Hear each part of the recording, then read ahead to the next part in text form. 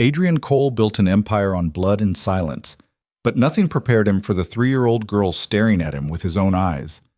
On a frozen Christmas Eve, the city's most feared businessman discovers the child he never knew existed.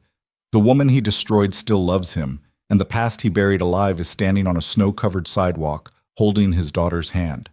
Some debts can't be paid in money. Some choices can't be undone. And some truths will either save you or destroy everything you've become. Before we begin this journey of redemption, betrayal, and the kind of love that refuses to die, I invite you to stay until the very end. If this story moves you, hit that like button and drop a comment telling me what city you're watching from. I love seeing how far these stories travel.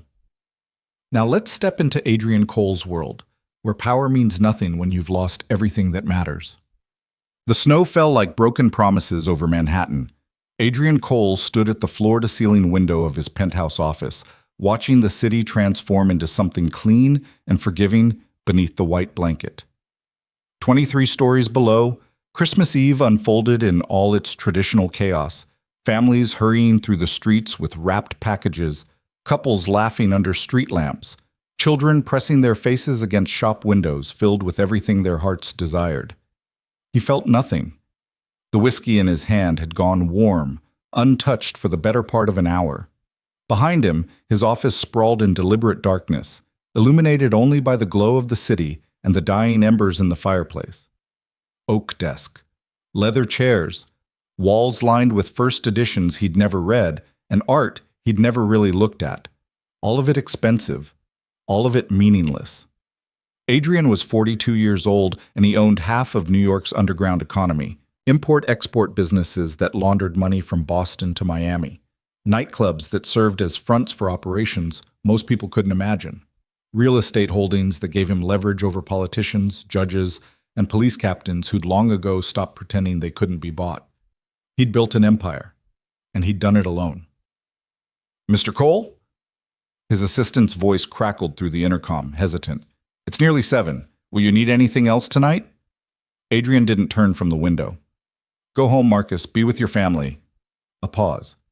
"Sir, are you sure you don't want—" "I'm sure." The intercom clicked off.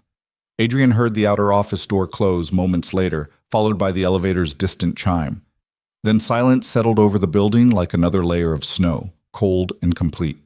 He should leave. Should go to one of his clubs, surround himself with noise and people and the kind of artificial celebration that helped a man forget he was celebrating nothing. But his feet remained rooted to the expensive carpet, his eyes fixed on the streets below where life happened to other people. Christmas Eve, the worst night of the year. It had been 4 years since the divorce. 4 years since he'd signed papers that dissolved a marriage he'd destroyed through neglect, ambition, and the kind of single-minded focus that built fortunes and ruined everything else.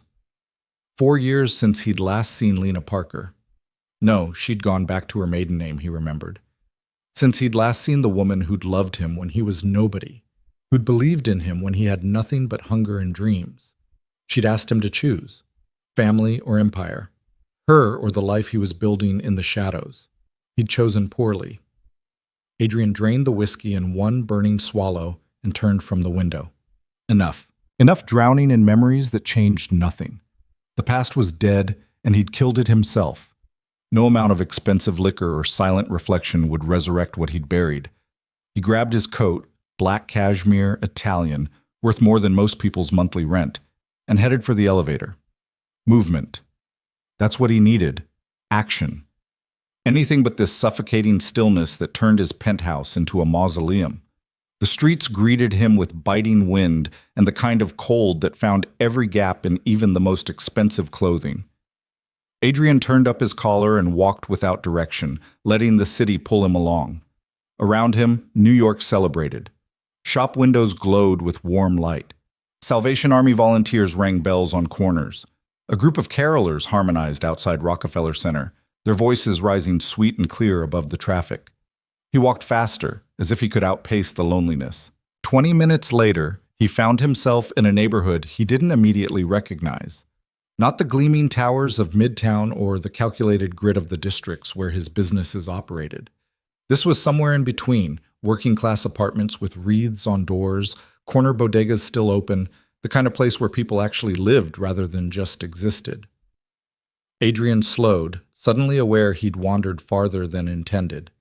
He should call his driver, get back to familiar territory. But something made him keep walking, drawn by instinct he didn't understand toward the small park at the end of the block. The playground equipment stood empty and ghostly beneath the snow. A few benches lined the walking path. Street lamps cast pools of amber light that seemed warmer than they had any right to be. And there, on the sidewalk just beyond the park's entrance, a woman stood with a small child. Adrian's heart stopped. Even from a distance, even bundled in a winter coat with her dark hair tucked beneath a knit hat, he knew her. Would have known her anywhere, in any crowd, after any amount of time. The way she held herself, the tilt of her head as she looked down at the child, the grace in her movements as she adjusted the little girl's scarf, all of it achingly familiar. Lena. His feet moved before his brain could engage, carrying him closer. She hadn't seen him yet, focused entirely on the child who was pointing excitedly at the snow-covered playground equipment and tugging at her hand. "Just for a few minutes, baby," Lena was saying, her voice exactly as he remembered, warm, patient, with that hint of music in it. "Then we need to get home before the storm gets worse." The little girl nodded eagerly and started toward the swings, her small boots leaving tiny prints in the fresh snow. And that's when she turned, giving Adrian his first clear look at her face. The world tilted. Dark eyes. Not brown, not quite black, but that distinctive shade of deep gray blue that Adrian saw every morning in his own mirror. A determined set to her small jaw. The exact shape of her eyebrows, the precise curve of her cheekbones, features that belonged to no one else. His daughter. He knew it with absolute certainty, with the kind of bone-deep recognition that bypassed logic and doubt. This child was his. 3 years old, maybe 4, bundled in a purple coat with snowflakes caught in her dark hair, laughing as she reached for the swing. His daughter. His child. A human being he'd helped create and never known existed. Adrian must have made some sound, a gasp, a word, something, because Lena's head snapped up. Their eyes met across 20 feet of snow-covered sidewalk, and he watched every emotion play across her face in rapid succession. Shock, fear, anger, pain, and beneath it all, something that looked almost like grief. "Adrian?" His name left her lips barely above a whisper, but he heard it clearly in the sudden stillness. The city noise faded away. The world contracted to just the 3 of them in a small park on Christmas Eve, connected by truth that had been hidden for years. He took a step forward. She instinctively moved between him and the child, protective, her whole body tense. "Lena." His voice came out rough, uncertain. "Is she—" He couldn't finish the question, couldn't make his mouth form words for the reality crashing down on him. Lena's jaw tightened. She glanced back at the little girl, who was happily pumping her legs on the swing, oblivious to the adult drama unfolding nearby. When Lena looked at Adrian again, her eyes held 4 years of anger and hurt. "Her name is Mila," she said quietly. "She's 3.5. Adrian's mind raced backward, calculating dates. 3.5 years, which meant Lena had been pregnant when they divorced, had been carrying his child when he'd been too consumed with building his empire to notice, too focused on meetings and deals and consolidating power to see what he was losing. "Why didn't you tell me?" The words came out accusatory when he meant them as anguish. "Tell you?" Lena's laugh was bitter and sharp. "When, Adrian? When you were disappearing for days without explanation, when you came home at 3 in the morning smelling like other people's fear? When you chose every single meeting, every single deal, every single piece of your precious empire over me. I had a right to know." "You had a right?" Her voice rose slightly, and she checked herself, glancing at Mila again before continuing in a fierce whisper. "You gave up your rights when you walked away from our marriage without ever looking back. I found out I was pregnant the same week our divorce was finalized. I tried to call you once. Your assistant said you were too busy to be disturbed. That you'd left instructions not to be contacted about personal matters. So I took the hint." The words hit him like physical blows. He remembered that time, the immediate aftermath of the divorce when he'd thrown himself into work with desperate intensity, using deals and expansion and the construction of his criminal empire as a wall against feeling anything at all. He told Marcus to screen his calls, to keep Lena away if she tried to reach him. He'd been protecting himself, and in doing so, he'd lost 3.5 years of his daughter's life. Lena, He took another step forward, hands raised in a gesture of surrender or pleading or both. I didn't know. God, if I'd known. You would have what? She cut him off. Suddenly become a different person? Suddenly decided that family mattered more than power? Don't insult both of us with fantasies about what you would have done. Mommy! Mila's voice rang out clear and happy. Push me higher! But Lena's expression softened immediately as she looked at her daughter. In a minute, sweetheart. Keep swinging just like that. You're doing great. Adrian watched her with the child, saw the love and patience and complete devotion in every movement, every word. This was what he'd thrown away. This was what he'd convinced himself didn't matter as much as building his empire. A woman who loved him. A family. A life that meant something beyond power and money and fear. I want to know her. His voice came out raw, stripped of the authority he used in boardrooms and back alleys. Please, Lena. I want to know my daughter. Lena studied him for a long moment, and he saw her weighing every broken promise, every abandoned dream, every night she'd raised Mila alone against whatever she saw in his face now. Finally, she sighed, a sound full of exhaustion and reluctant compassion. There's a coffee shop 2 blocks from here, she said. The Grindstone. Meet me there in an hour. Mila will be at my sister's for the evening, and we can talk. Really talk. Without, she gestured vaguely at the playground, at their daughter, at the impossible situation unfolding in real time. I'll be there. Adrian meant it as a promise, as an oath, as the most important commitment he'd ever made. Lena nodded once, sharp and businesslike, then turned back to Mila. Come on, baby. Time to go see Aunt Rachel. But, Mommy, I know, sweetheart. We'll come back tomorrow, I promise.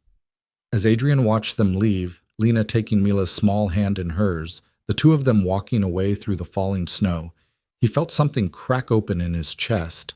All the walls he'd built, all the careful distance he maintained from feeling anything too deeply, all the protection he'd constructed against vulnerability, suddenly crumbled like they were made of nothing more substantial than the snow beneath his feet. He had a daughter, and he'd missed her entire life. The hour passed in a blur of aimless walking and spiraling thoughts. Adrian found himself moving through the streets without seeing them, his mind consumed with images of everything he'd lost. First steps he'd never witnessed, first words he'd never heard, birthdays and scraped knees and bedtime stories and all the tiny, precious moments that made up a childhood, all of it happening without him.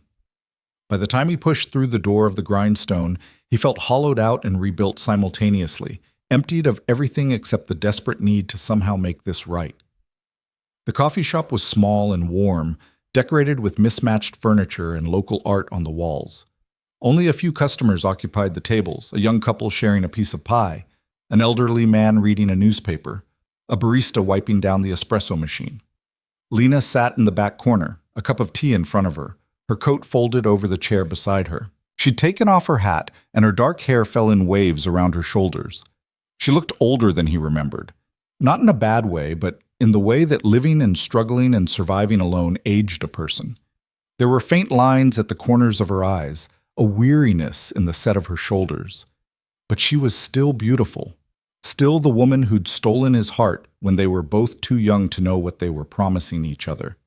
Adrian slid into the chair across from her, and for a moment, neither of them spoke. The barista approached, and Adrian ordered coffee he didn't want just to give his hand something to hold. She looks like you, Lena said finally, her fingers wrapped around her mug.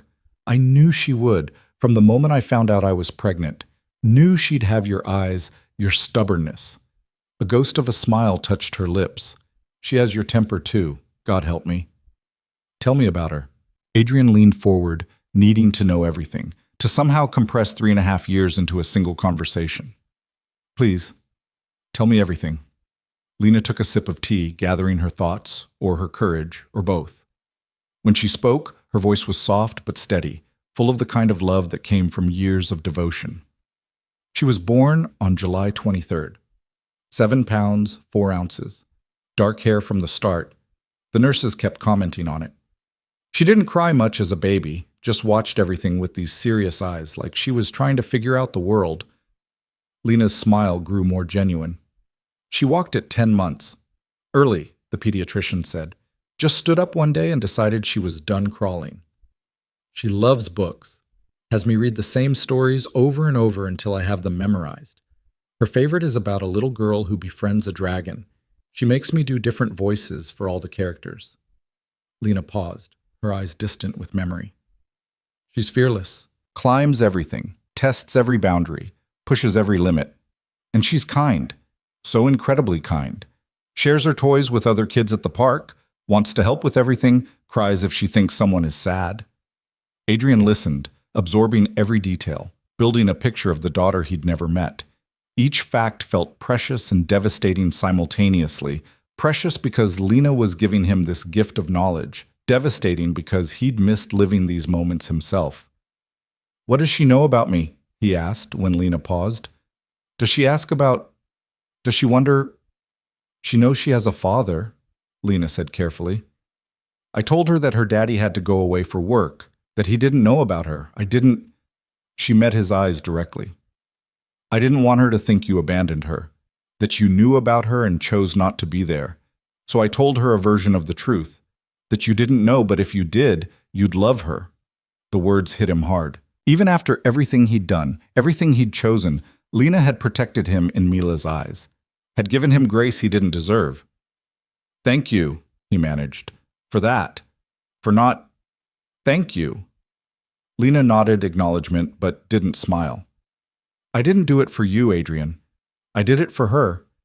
Every child deserves to believe their parents love them, even if the reality is more complicated. It's not complicated, Adrian said with sudden intensity. I love her. I know I haven't earned the right to say that I don't even know her yet, but the moment I saw her, Lena, the moment I saw her, I knew I'd do anything, to be part of her life. Words are easy. Lena's voice hardened slightly.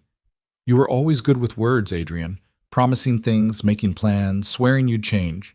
But actions, actually showing up, actually being there day after day after day, that's what matters.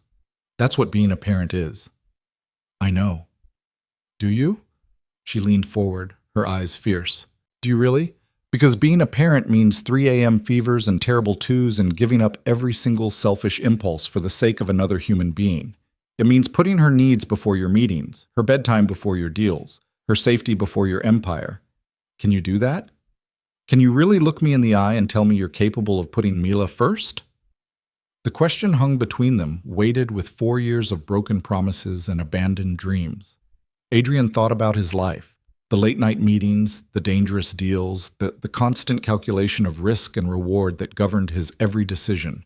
He thought about the world he inhabited, where violence and betrayal were currency and trust was a liability. Could he bring a child into that? Should he? But then he thought about Mila on the swing, laughing in the snow. Thought about 3.5 years of moments he'd already lost. Thought about the emptiness in his penthouse and the hollowness of every achievement that had led him to standing alone at a window on Christmas Eve with nothing but expensive whiskey for company. I don't know if I can, he said honestly. I don't know if I'm capable of being what she needs. But Lena, I swear to you, I swear, I want to try. I want to learn. I want the chance to be her father, even if I have no idea how to do it, especially because I have no idea how to do it. Lena studied his face for a long moment, searching for something. Sincerity, commitment, proof that this time would be different. Adrian held her gaze, letting her see everything. The regret, the longing, the desperate hope that somehow, impossibly, he could find a way back from the choices that had brought him here. One chance, Lena said finally. You get one chance, Adrian. Not for me. We're done. That ship sailed 4 years ago. But for Mila, you can meet her properly. You can start building a relationship with her. But the first time you disappear, the first time you choose your business over her, the first time you break a promise or make her feel like she doesn't matter, we're done. Permanently. I won't let her go through what I went through, wondering if her father loves her or if she's just an obligation he fits in between more important things. I understand. I mean it, Adrian. I will cut you out completely before I let you hurt her. I understand, he repeated, and he did. Understood that Lena was offering him something precious and fragile, something that couldn't survive another round of his negligence and broken promises. When can I meet her? Properly, I mean. Not just, he gestured vaguely, indicating their accidental encounter at the park. Lena pulled out her phone, checking the calendar. Tomorrow, Christmas. Come to my apartment at 2. I'll have explained who you are, prepared her as best I can. But Adrian, she looked up at him with an expression that broke his heart. Go slow. She's 3. She doesn't understand complicated adult situations. All she knows is that she has a father who's been gone, and now he's here.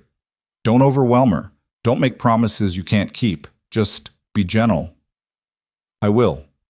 Adrian wrote down the address she gave him, committing it to memory even as he typed it into his phone. Thank you. For this chance. For letting me try. Lena stood, gathering her coat.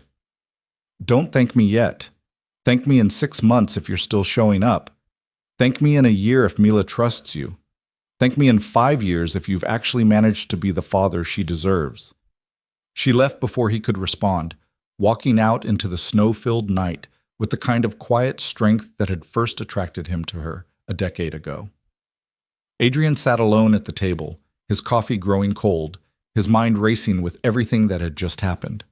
He had a daughter. Tomorrow, he would meet her. Tomorrow, his entire life would change. The barista was turning off lights, clearly ready to close. Adrian left cash on the table, too much, but he barely noticed, and stepped back out into the cold. The snow had intensified, and the streets were nearly empty now, most people already home with their families. Adrian walked back toward his penthouse, but the route felt different somehow. The same buildings, the same streets, but he was seeing them through different eyes, noticing the toy stores and the playgrounds and the family restaurants in a way he never had before. The city wasn't just territory to control and profit from anymore. It was a place where his daughter lived, where she went to parks and read books and built a life he knew nothing about. By the time he reached his building, a plan was forming. Not the kind of calculated strategy he employed in business, but something more instinctive and urgent. He needed to become someone different, someone worthy of being Mila's father, someone who could exist in her world without dragging his darkness into it. The elevator ride to his penthouse felt longer than usual. Adrian unlocked his door and stood in the entrance, really looking at his space for the first time in years. Everything sharp edges and cold surfaces. No color, no warmth, no indication that a human being with actual feelings lived here. It was a showpiece, a declaration of wealth and taste and power. But it wasn't a home. Could it be? Could he transform this space into somewhere a child might feel welcome? Or did the problem run deeper than decor? Was he himself too far gone, too corrupted by the choices he'd made and the world he'd built? Adrian poured himself another whiskey, then, after a moment's consideration, dumped it down the sink. Tomorrow he needed to be clear-headed, present, fully aware of every moment. He couldn't afford to numb himself against feeling, not anymore. Not when he had a daughter to meet and a life to reclaim. He spent most of the night at his window, watching the snow fall over the city and thinking about the little girl with his eyes.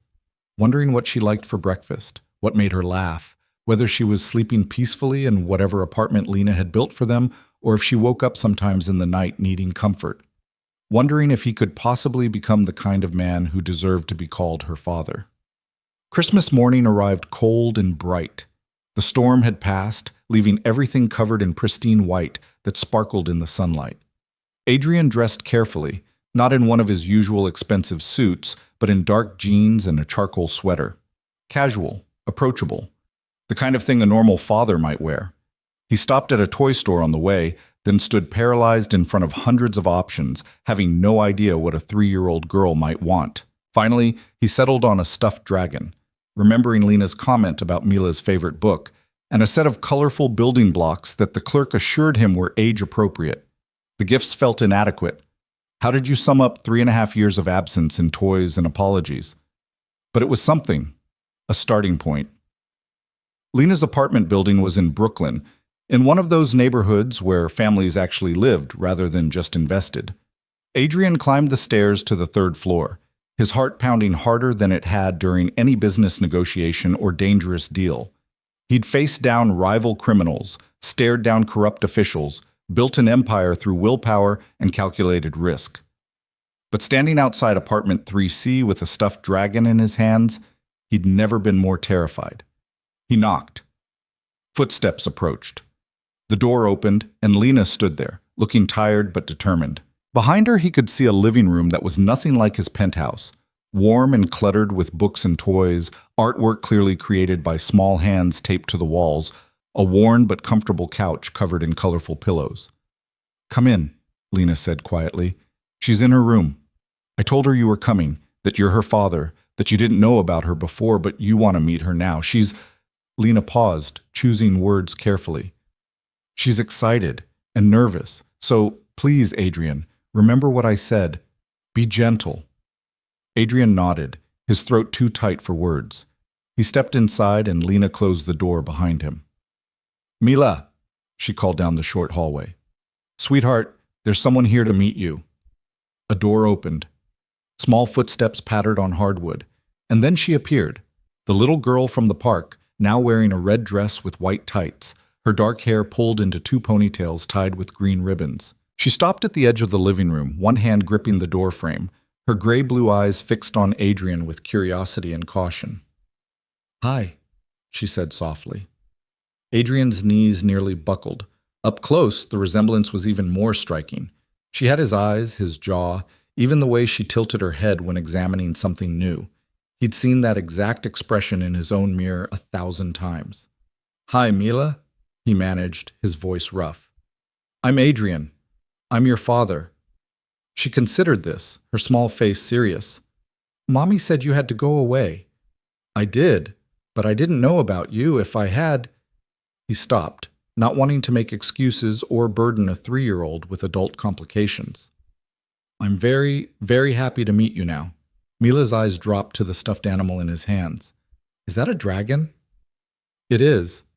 Adrian knelt down, bringing himself to her eye level. "Your mom told me you like dragons, so I hoped you might like this one." She approached slowly, reaching out to touch the dragon's soft purple scales. "What's his name?" "I don't know," Adrian admitted. "I thought maybe you could name him." "Smokey," she said immediately, taking the dragon and hugging it against her chest. "Because he breathes smoke. Can I show him my room?" "If it's okay with your mom." Mila looked at Lena, who nodded with a small smile. "It's okay, baby. Show your father your room." And just like that, with the easy acceptance of childhood, Mila took Adrian's hand, her small fingers wrapping around two of his, and led him down the hallway to her room. It was a riot of color and imagination. Purple walls covered with stickers and drawings, a bed shaped like a race car, bookshelves overflowing with stories, a corner devoted to stuffed animals, now gaining a new purple dragon. Mila narrated everything excitedly, showing him her favorite books, her drawing of what she insisted was a unicorn, but looked more like a horse with a traffic cone on its head, her collection of rocks from the park. Adrian listened to every word, absorbing every detail, trying to memorize this moment because he knew it was the most important of his life.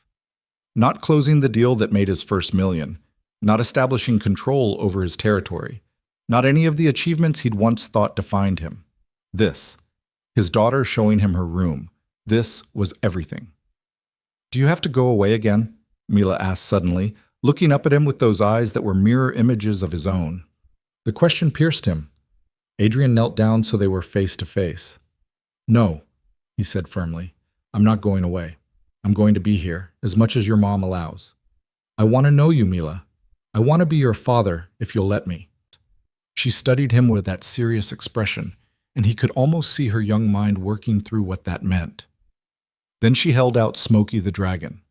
"Smokey says okay," she declared. "But you have to come to the park with us and read me stories. Mommy does all the voices." "I'll do all the voices," Adrian promised, and meant it more than any promise he'd ever made. They spent the afternoon together, the three of them, like a family that had existed in some parallel universe where Adrian had made different choices. Lena made lunch while Mila showed Adrian every toy, every book, every treasure she owned. They went to the park, where Adrian pushed Mila on the swings until his arms ached, and she laughed with pure joy. They came back to the apartment and read stories, and Adrian did his best with the voices, even though Mila gently corrected his dragon impression 3 times.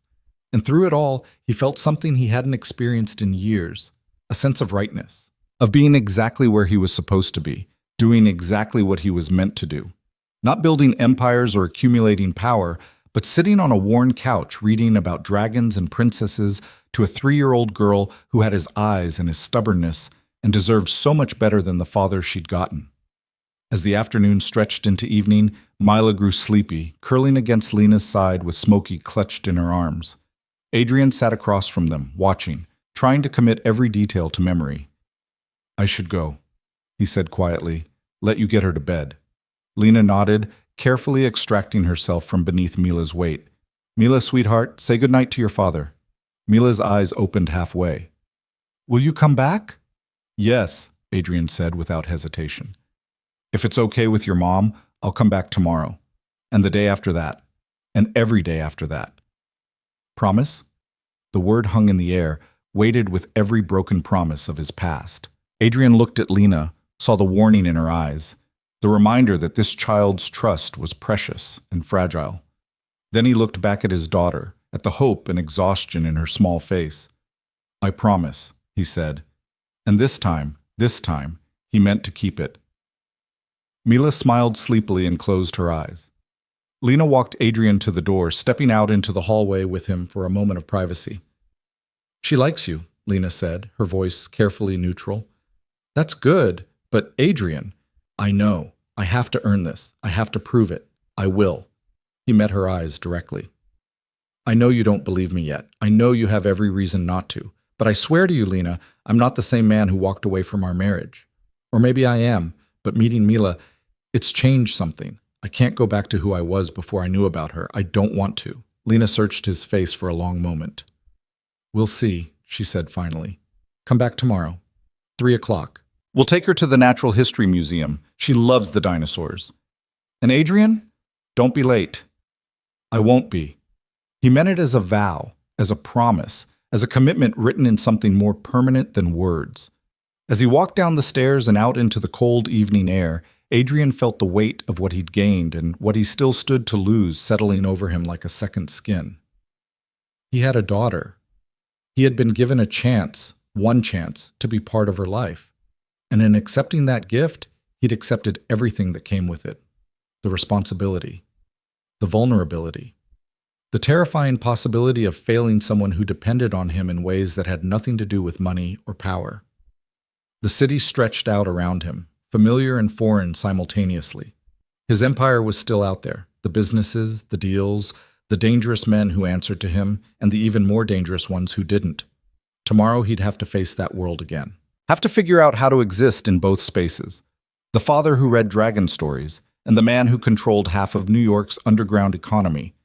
But tonight, for the first time in 4 years, Adrian Cole walked home knowing he had something worth protecting, something more valuable than all the power and money he'd accumulated, something that made every risk he'd ever taken seem small and meaningless by comparison.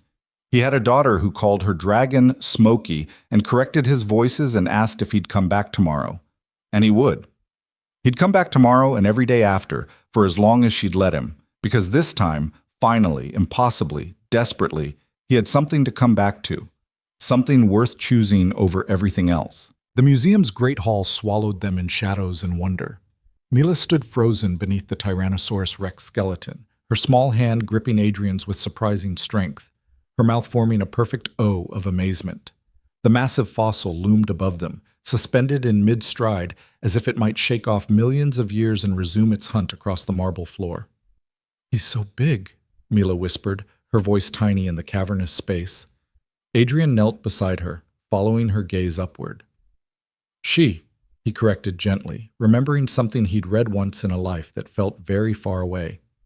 "Scientists think this one was female. They named her Sue."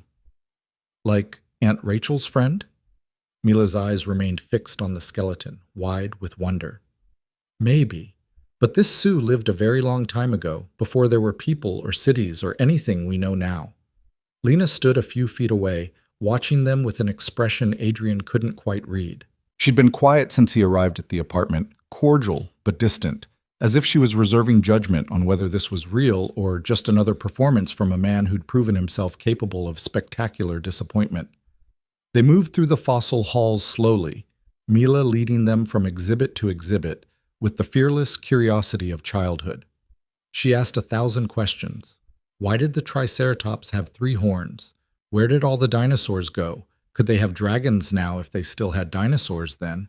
And Adrian answered what he could, admitted ignorance when he couldn't, and felt something in his chest expand with each moment. This was his daughter. This small, brilliant, endlessly curious human being carried his DNA and his eyes, and apparently his tendency to ask questions that had no easy answers. The reality of it kept hitting him in waves, each one stronger than the last. Can we see the blue whale? Mila tugged at his hand, already pulling him toward the Hall of Ocean Life before he could answer. They stood beneath the massive model whale suspended from the ceiling, its blue-gray body seeming to swim through the air itself. Mila's neck craned back at an impossible angle, and Adrian found himself reaching out to steady her, his hand naturally finding the small of her back. "Mommy says whales sing to each other," Mila said, her voice full of wonder. "Do you think they sing songs like we do?" "Maybe," Adrian said.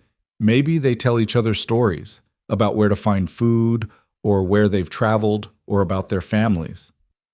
"I'd like to hear a whale song." Mila looked up at him with those gray-blue eyes that were mirrors of his own. "Can we go see real whales sometime?" The question caught him off guard. Sometime. As if she assumed he'd still be there in the future, available for whale-watching trips and adventures. As if his presence in her life was already a given rather than a fragile thing that could shatter with one wrong move. "I'd like that," he managed. "If your mom says it's okay." Mila turned to Lena with pleading eyes. "Can we, Mommy? Please?" Lena's expression softened the way it always did when she looked at their daughter. "We'll see, baby. Maybe in the summer, when it's warmer." They spent 2 more hours in the museum, wandering through halls of gems and minerals, meteorites, and ancient civilizations. Adrian bought Mila a stuffed triceratops in the gift shop. She named it Rocky immediately, and watched as she carried both her new dinosaur and Smokey the dragon, one in each arm, chattering to them about everything they'd seen. Outside, the afternoon had turned cold and gray, threatening more snow.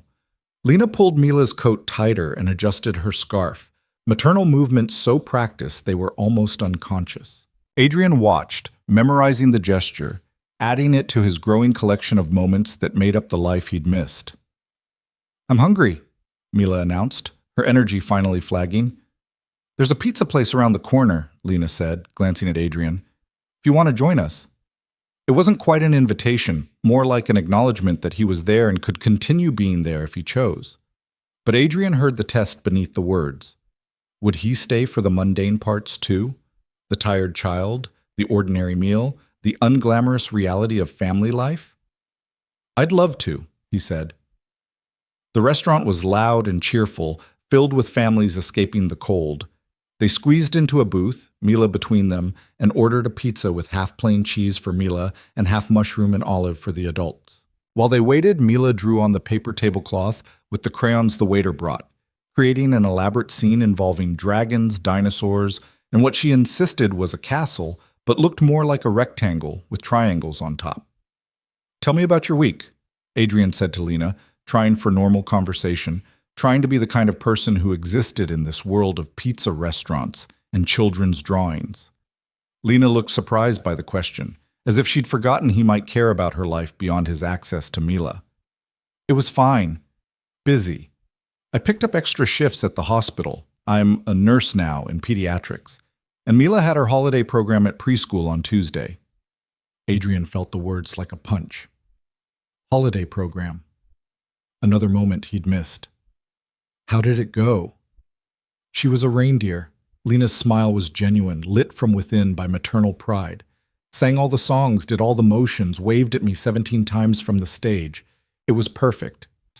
I wish I could have seen it. "Maybe next year," Lena said carefully. "If you're still around." The conditional hung between them, heavy with all the ways he'd failed before. Adrian wanted to argue, to insist he'd be there, to make promises. But he'd was learning, that promises meant nothing without proof. "I'll be there," he said simply. "Whatever it takes." The pizza arrived, and Mila attacked her slice with enthusiasm, sauce ending up on her nose and chin despite Lena's attempts to teach her about napkins. Adrian found himself laughing, actually laughing, at her dramatic description of the cheese being so stretchy, like 1,000,000 miles long. This was what he'd given up. Not some abstract concept of family, but this. Sauce-covered smiles and terrible drawings and conversations about whale songs. He'd traded it for power and money and an empire that suddenly seemed utterly worthless. "Daddy?" Mila's voice pulled him from his thoughts. She'd started calling him that today, casually, as if it was the most natural thing in the world. Each time she said it, Adrian felt his heart constrict. "Do you have a house?" "I have an apartment," he said. "In the city." "Is it big?" "Pretty big."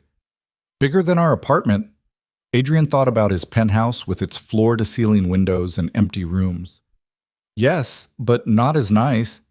Mila considered this, working on her pizza. "Can I see it sometime?" Lena tensed slightly, and Adrian understood the unspoken concern. His penthouse was part of his other life, the life of deals and danger and decisions that had no place around a child. The thought of Mila in that space made him suddenly, acutely aware of how completely separate his two worlds had been. "When I make it ready for you," he said. "Right now it's not very fun. No toys or colors or anything a kid would like. But I'll fix it, and then yes, you can visit." "Will you get dinosaurs?" "I'll get whatever you want." Mila beamed at this promise, already planning, her young mind imagining his space transformed into something magical. Adrian met Lena's eyes over their daughter's head and saw the warning there. Don't promise what you can't deliver. Don't build her hopes up just to crush them. He nodded slightly, acknowledging the caution. Then he pulled out his phone and opened a notes app, typing quickly. "Okay, Mila, let's make a list. What should I get for my apartment so you'll want to visit?" Mila's eyes lit up. She started listing items with the abandon of childhood: books, art supplies, a telescope to see the stars, a special chair just for her, chocolate chip cookies always in the kitchen. Adrian wrote down every request, no matter how elaborate or impossible, because this was the easy part. The concrete things he could buy and arrange and deliver. The hard part would come later. The showing up. The being present. The choosing this over everything else, day after day, moment by moment, until it became who he was, rather than something he had to consciously decide. They finished eating as the winter darkness fell outside. Mila was fading, her energy depleted by the museum and the excitement. Lena bundled her back into her coat and gathered their things. "I'll walk you home," Adrian said, and Lena didn't argue.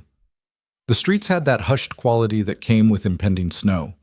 Adrian carried Mila when she got too tired to walk, her head heavy on his shoulder, her breath warm against his neck.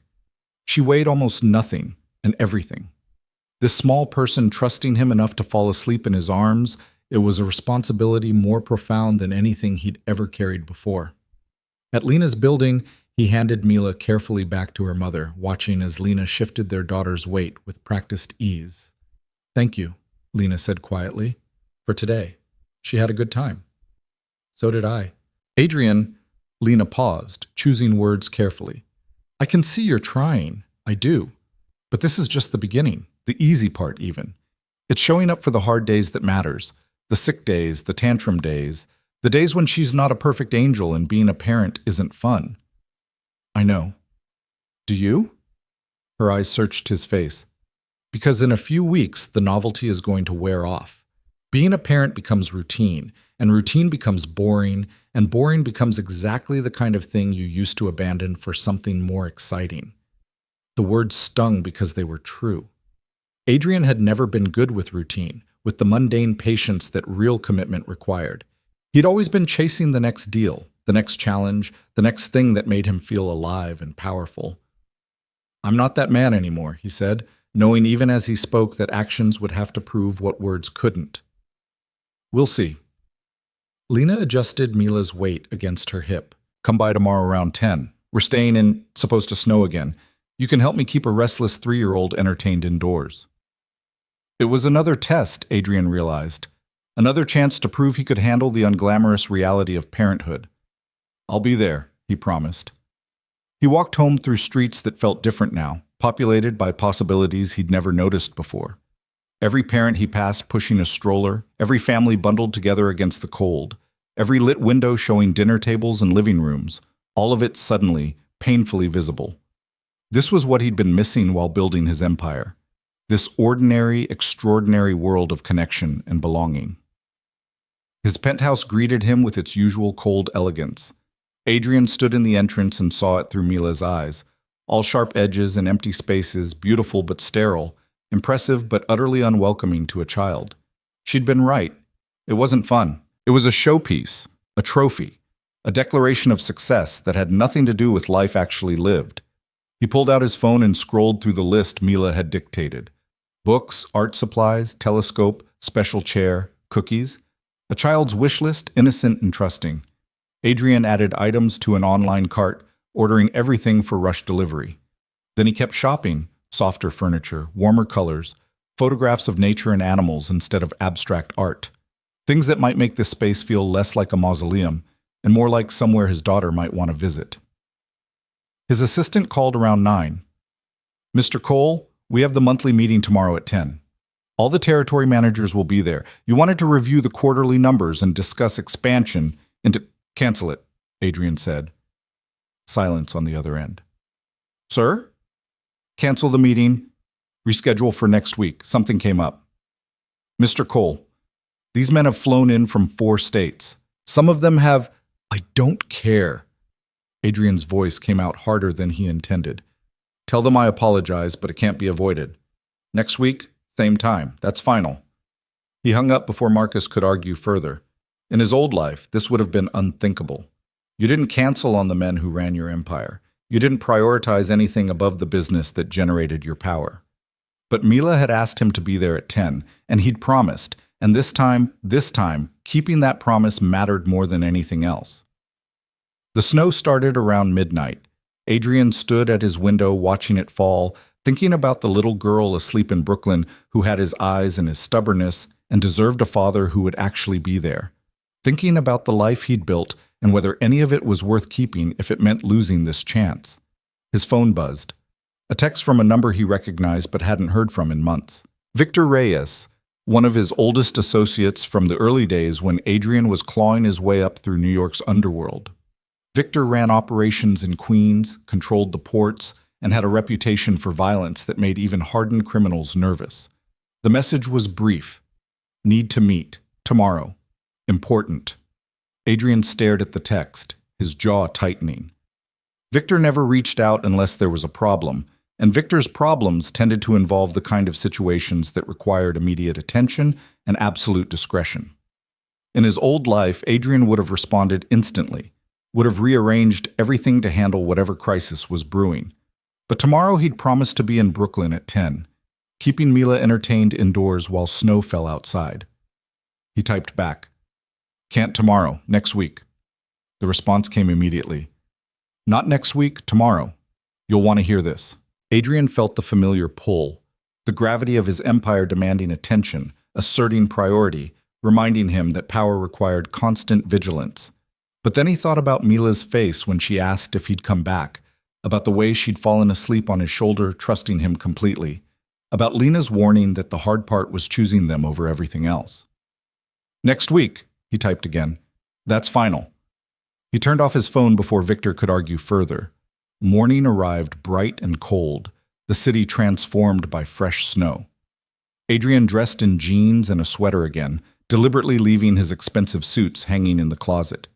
That version of himself, the power broker in Italian tailoring, had no place where he was going. The packages had started arriving at 6 a.m., delivery people hauling boxes into his apartment with varying degrees of confusion. Books and art supplies and a child-sized telescope. A purple armchair that matched Mila's room. A cookie jar shaped like a dragon. Stuffed animals and building sets and puzzles. Everything Mila had requested and more. Because Adrian was discovering that having the power to make his daughter happy was better than any deal he'd ever closed. He spent an hour rearranging furniture, making space for the child-sized chair by the window where Mila could see the whole city spread out below. It looked absurd in his minimalist living room, this explosion of color and whimsy among the sleek surfaces and expensive art.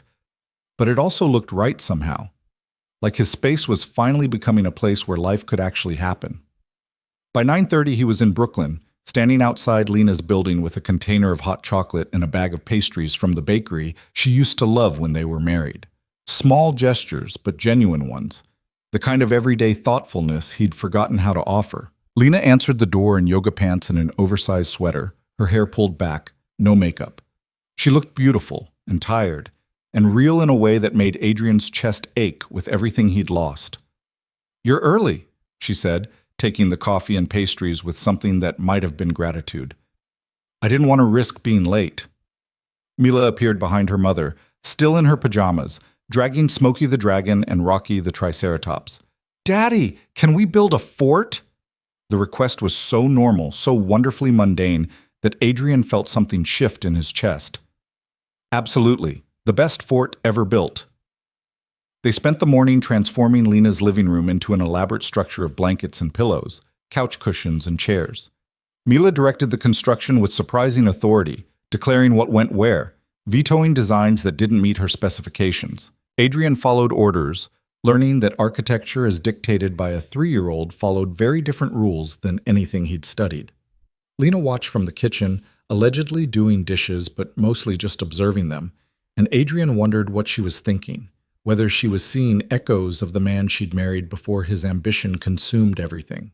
Whether she believed this version of him could last, or if she was just waiting for the inevitable moment when his other life reasserted its priority. "Now we read stories inside," Mila announced when the fort was complete to her satisfaction. They crawled inside, Adrian barely fitting in the enclosed space, and Mila produced an armful of books. They read about dragons and princesses, brave children and magical creatures, adventures that always ended happily because that's what stories for 3-year-olds promised. Adrian did all the voices, getting better with practice, while Mila corrected him enthusiastically whenever he missed a nuance. Lena eventually joined them, squeezing into the fort with coffee and cookies, and for a moment they were a family. Not the broken thing Adrian had destroyed 4 years ago, but something new and fragile and possible. Something worth protecting. "I have to tell you something," Adrian said when Mila was distracted by her toys, his voice low enough for only Lena to hear. She tensed slightly. "What?" "I canceled a major business meeting to be here. Men flew in from 4 states. It's going to cause problems." Lena studied his face. "Why are you telling me this?" "Because I want you to know. I'm choosing this. Choosing her. Choosing to be here even when it costs me." "It shouldn't cost you," Lena said quietly. "That's the point. Being a father shouldn't feel like a sacrifice you're making against your business interests." "I know, but right now, it does. And I'm still choosing it. That has to count for something." Before Lena could respond, Mila crawled over to them, her small face serious. "Are you and Daddy friends again?" she asked her mother. The question hung in the fort's enclosed space. Adrian watched Lena's expression shift through several emotions before landing on something careful and honest. "We're working on it, baby," she said. "Sometimes grown-ups have to rebuild their friendships slowly." "Oh." Mila considered this, then turned to Adrian. "You should bring Mommy flowers. That's what Prince Charming does." Adrian laughed despite himself. "That's very good advice. I'll remember that." They emerged from the fort for lunch. Grilled cheese and tomato soup, simple and perfect. Adrian helped clean up, learning where things went in Lena's kitchen, inhabiting her domestic space in a way that felt both foreign and necessary. This was real life. Not power lunches and strategic meetings, but dishes and spills and the mundane choreography of feeding a child. His phone buzzed in his pocket. He ignored it. It buzzed again and again. "You can check it," Lena said, watching him.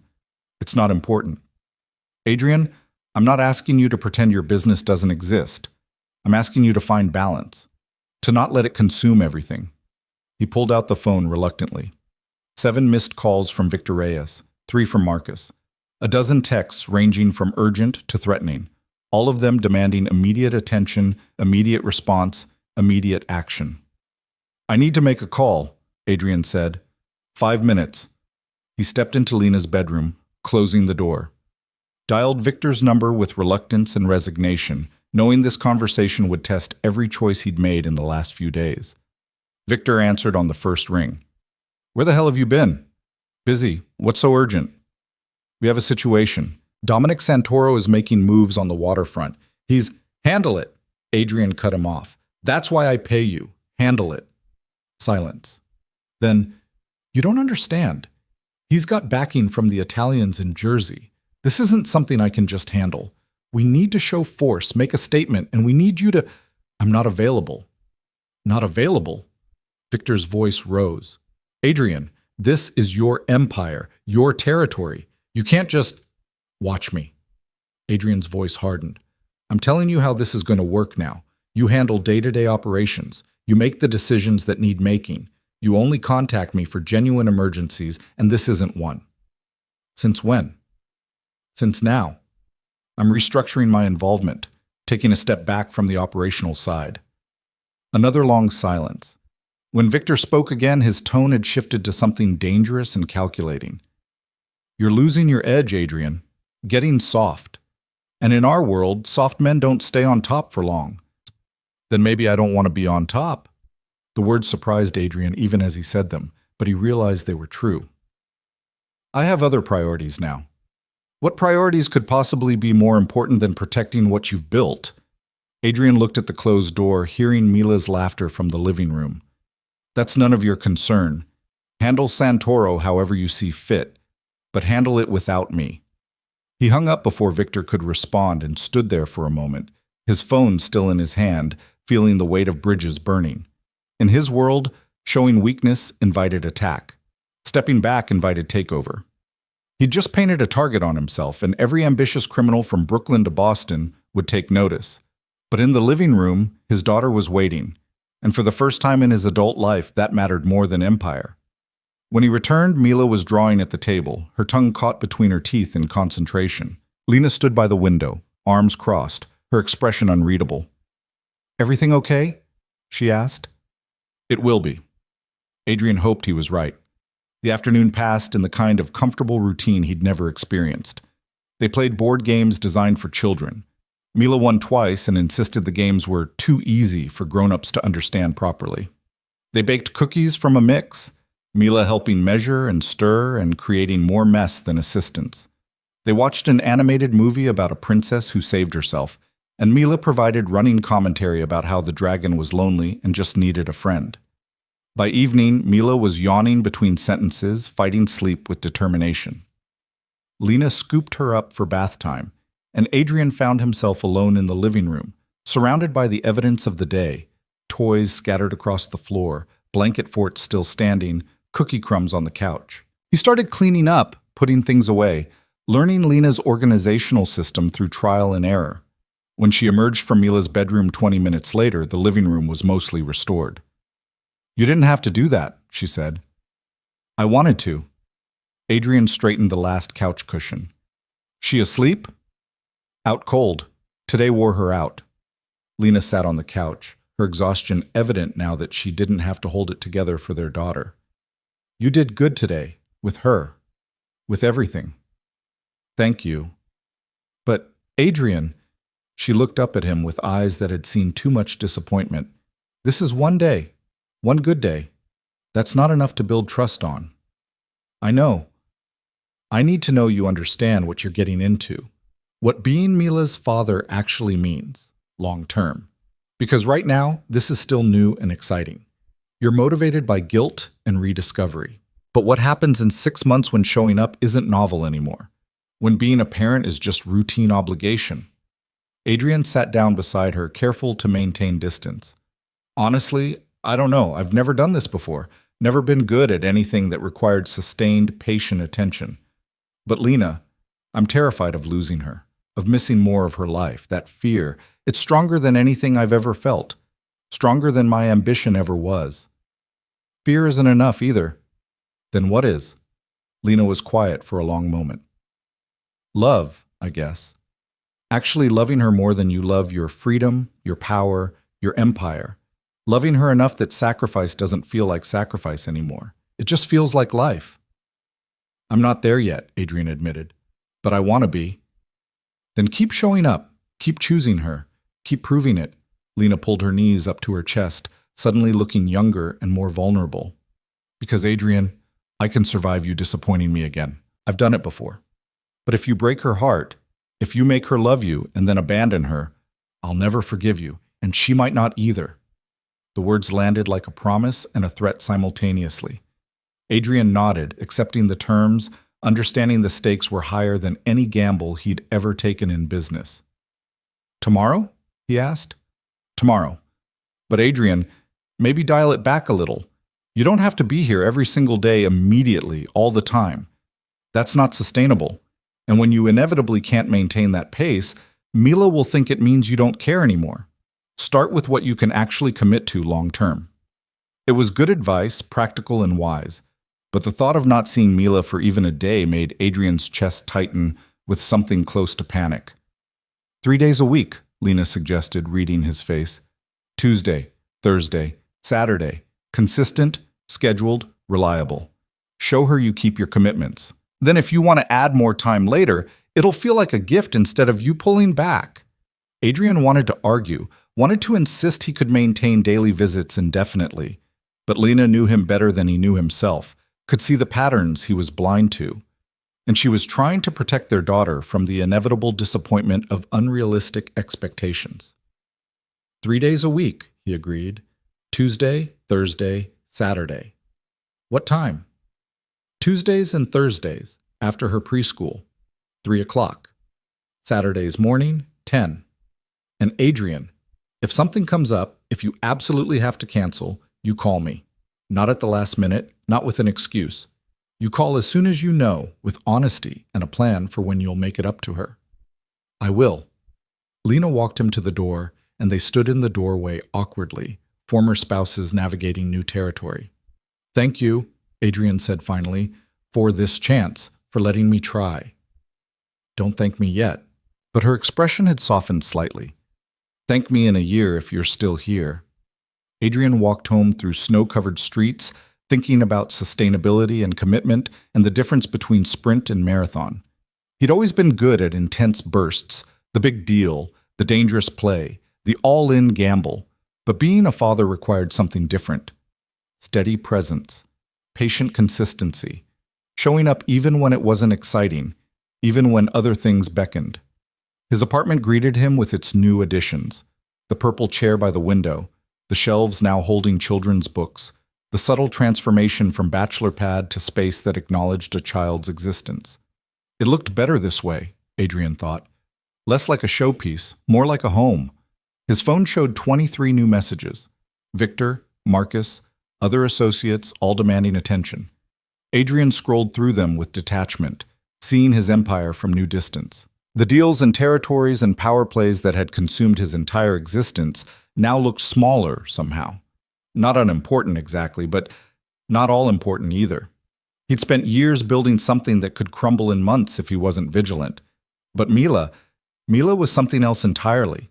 Something that would grow and develop and become more precious with time. Something that required building not through force and calculation, but through presence and patience and love. And for the first time in his adult life, Adrian Cole chose the harder path. The one that required surrendering control, admitting weakness, becoming vulnerable to loss. The one that meant being a father might cost him his empire. It was a price he was finally willing to pay. 6 weeks passed in a rhythm Adrian had never known before. Tuesday afternoons picking Mila up from preschool, her small hand in his as she chattered about finger painting and circle time and a boy named Jacob who always took the red crayon. Thursday evenings at Lena's apartment, reading stories and building elaborate block towers that Mila took profound joy in destroying. Saturday mornings at the park or the library or wherever Mila's boundless curiosity led them. Adrian learned the architecture of routine, how consistency built trust in ways grand gestures never could. He learned that being a father meant showing up not just for the magical moments, but for the ordinary ones, the boring ones. The ones where nothing remarkable happened except that he was there. He also learned that his empire didn't crumble in his absence. Marcus handled the day-to-day operations with surprising competence. Victor and the other territory managers adjusted to his reduced involvement with varying degrees of resentment. The money kept flowing, the businesses kept running, and Adrian discovered the world didn't end when he stopped treating his criminal enterprise like the center of the universe. But it was Saturday morning in mid-February when everything changed. Adrian was at Lena's apartment early, bringing bagels and coffee, looking forward to taking Mila to the aquarium.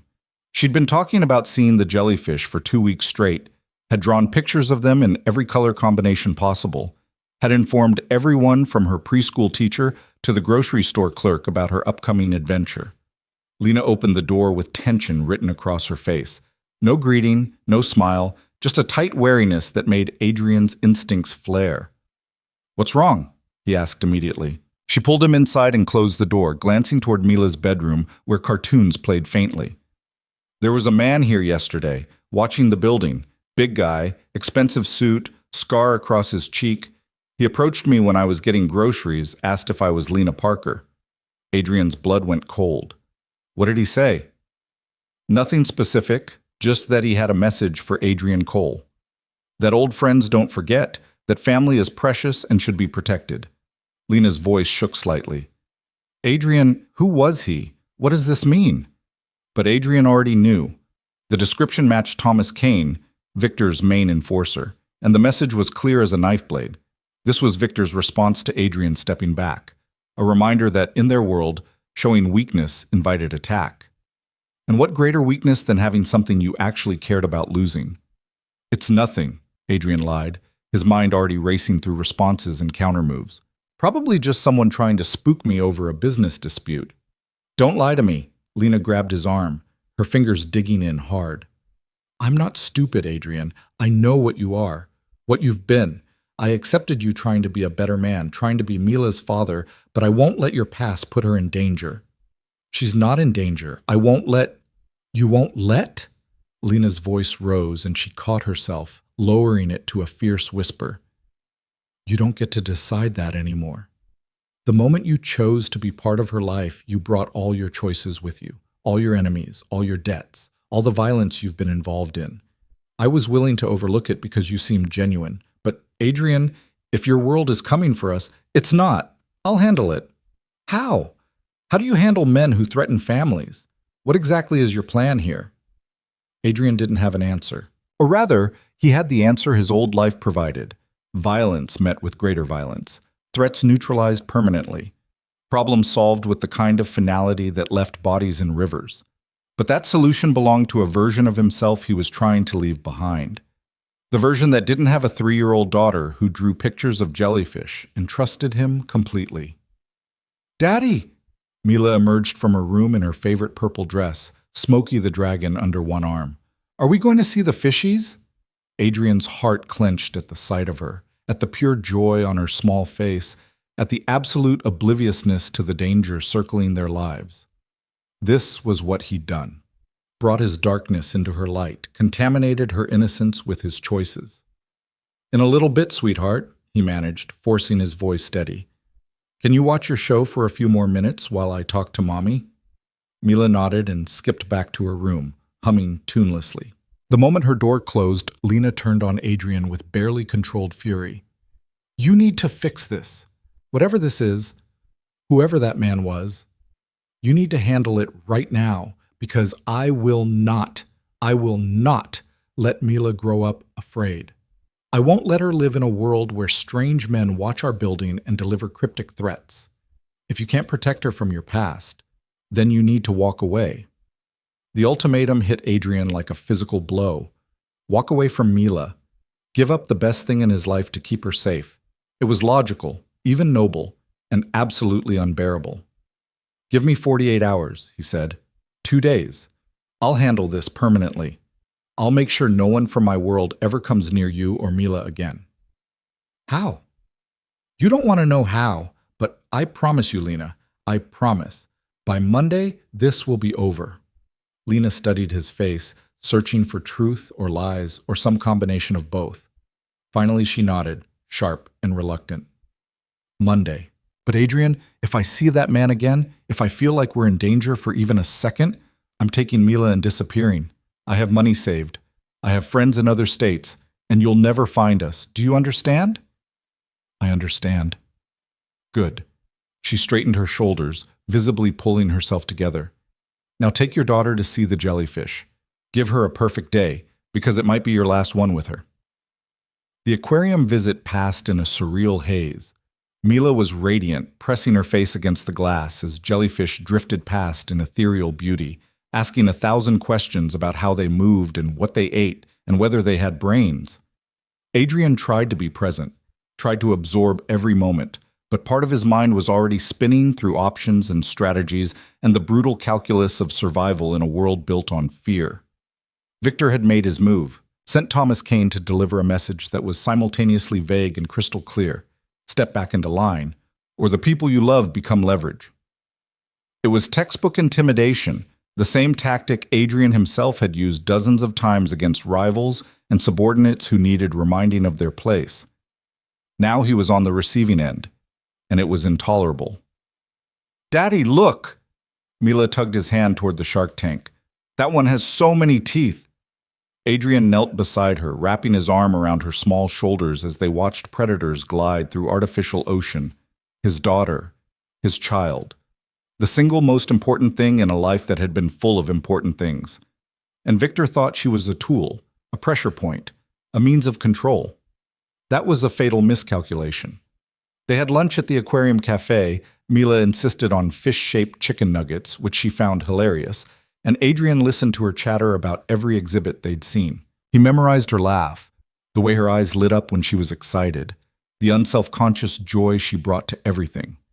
If this was his last day with her, he wanted to carry every detail forward. But it wouldn't be. Couldn't be.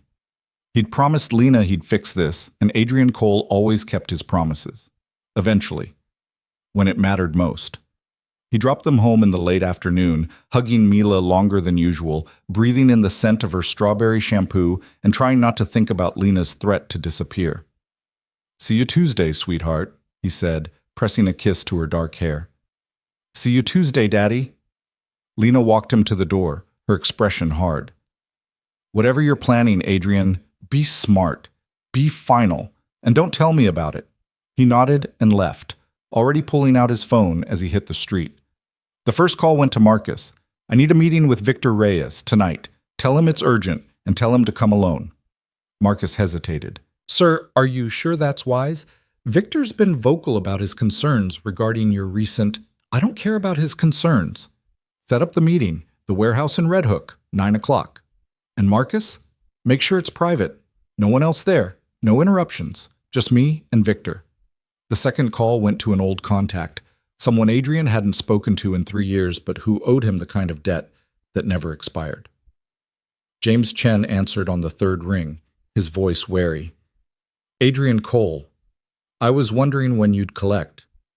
"I need information," Adrian said without preamble. "Everything you have on Victor Reyes, his operations, his financiers, his vulnerabilities. I need it in 3 hours, and I need it comprehensive." "That's a tall order." "You owe me your life. This is how you pay it back." Silence. Then, 3 hours. I'll send it encrypted." The third call was harder. Adrian stood on a corner in Manhattan, watching the city move around him, and dialed a number he'd hoped never to use. It rang 4 times before a familiar voice answered, rough and amused. "Adrian Cole, heard you went soft. Became a family man." "Hello, Dominic." Adrian kept his voice neutral. Dominic Santoro was everything Adrian had been running from, violent, ambitious, utterly without conscience. They'd been allies once, back when Adrian was still climbing. Now Dominic controlled most of Jersey and was making moves on New York territory, Victor's territory specifically. "I heard you had some business with my associates." "Had. Past tense. Victor Reyes made it clear you weren't interested in negotiations." "Victor doesn't speak for me anymore." A pause. Adrian could almost hear Dominic's mind working, calculating angles. "That's so. Word on the street is you stepped back. Got other priorities." "I'm restructuring, delegating differently, and I'm calling to discuss opportunities that benefit us both. I'm listening. Not on the phone. Meet me tomorrow, noon at Russo's in Soho. Come alone. We'll talk about territorial arrangements that give you what you want and solve my problems simultaneously. What kind of problems? The kind that involve removing obstacles to mutually beneficial business relationships. Another pause. Then Dominic laughed, dark and knowing. You're going to move against Victor. That's bold, risky, potentially stupid. It's necessary. Are you interested or not? I'm interested. Russo's, noon, but Adrian? If this is some kind of setup, some play to consolidate your power by setting me against your own people, it's not. I'm getting out, Dominic, stepping back permanently, but I'm doing it on my terms, and that means clearing the board first. You help me, and you get the waterfront, all of it. We'll talk tomorrow. Adrian hung up and immediately hated himself. 3 years he'd been trying to distance himself from his empire, and here he was making deals with men like Dominic Santoro, playing the same games he'd promised Lena he'd left behind. But Victor had forced his hand by threatening Mila, had turned this into a choice between his daughter's safety and his conscience. It wasn't really a choice at all. The information from James Chen arrived at 7, a comprehensive file detailing every aspect of Victor's operations. Adrian studied it at his penthouse, drinking coffee instead of whiskey, noting the weak points and leverage opportunities. Victor had expanded aggressively in Adrian's absence, taking on debt to finance growth, making promises to suppliers he couldn't quite keep. His empire looked strong on the surface but was actually fragile, over-leveraged, dependent on Adrian's continued backing. Pull that backing and Victor would crumble. Add pressure from someone like Dominic and he'd collapse completely. By 8:30, Adrian was in Red Hook, standing in the abandoned warehouse that served as neutral ground for sensitive meetings. The space was cavernous and cold, lit by a few bare bulbs that cast harsh shadows. He'd chosen it deliberately, isolated, private, the kind of place where conversations could happen without witnesses. Victor arrived exactly on time, flanked by 2 men despite instructions to come alone. Thomas Kane, the enforcer who'd approached Lena, and another muscle named Rodriguez. Victor himself was in his 50s, gray-haired and lean, with the kind of quiet menace that came from decades of violence. Adrian, Victor's voice echoed in the empty space. You wanted to talk, so talk. I said come alone. And I decided that was a stupid idea.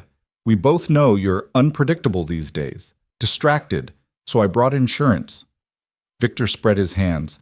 Now what's so urgent it couldn't wait? Adrian met his eyes directly. Thomas Kane approached my ex-wife yesterday, delivered a message about protecting family. Did he?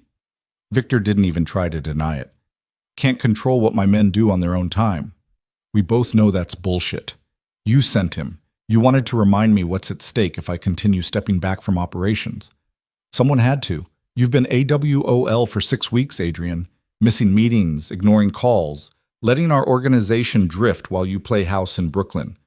People are noticing. Rivals are circling. And I'm supposed to just accept that you're too busy being a daddy to protect what we built?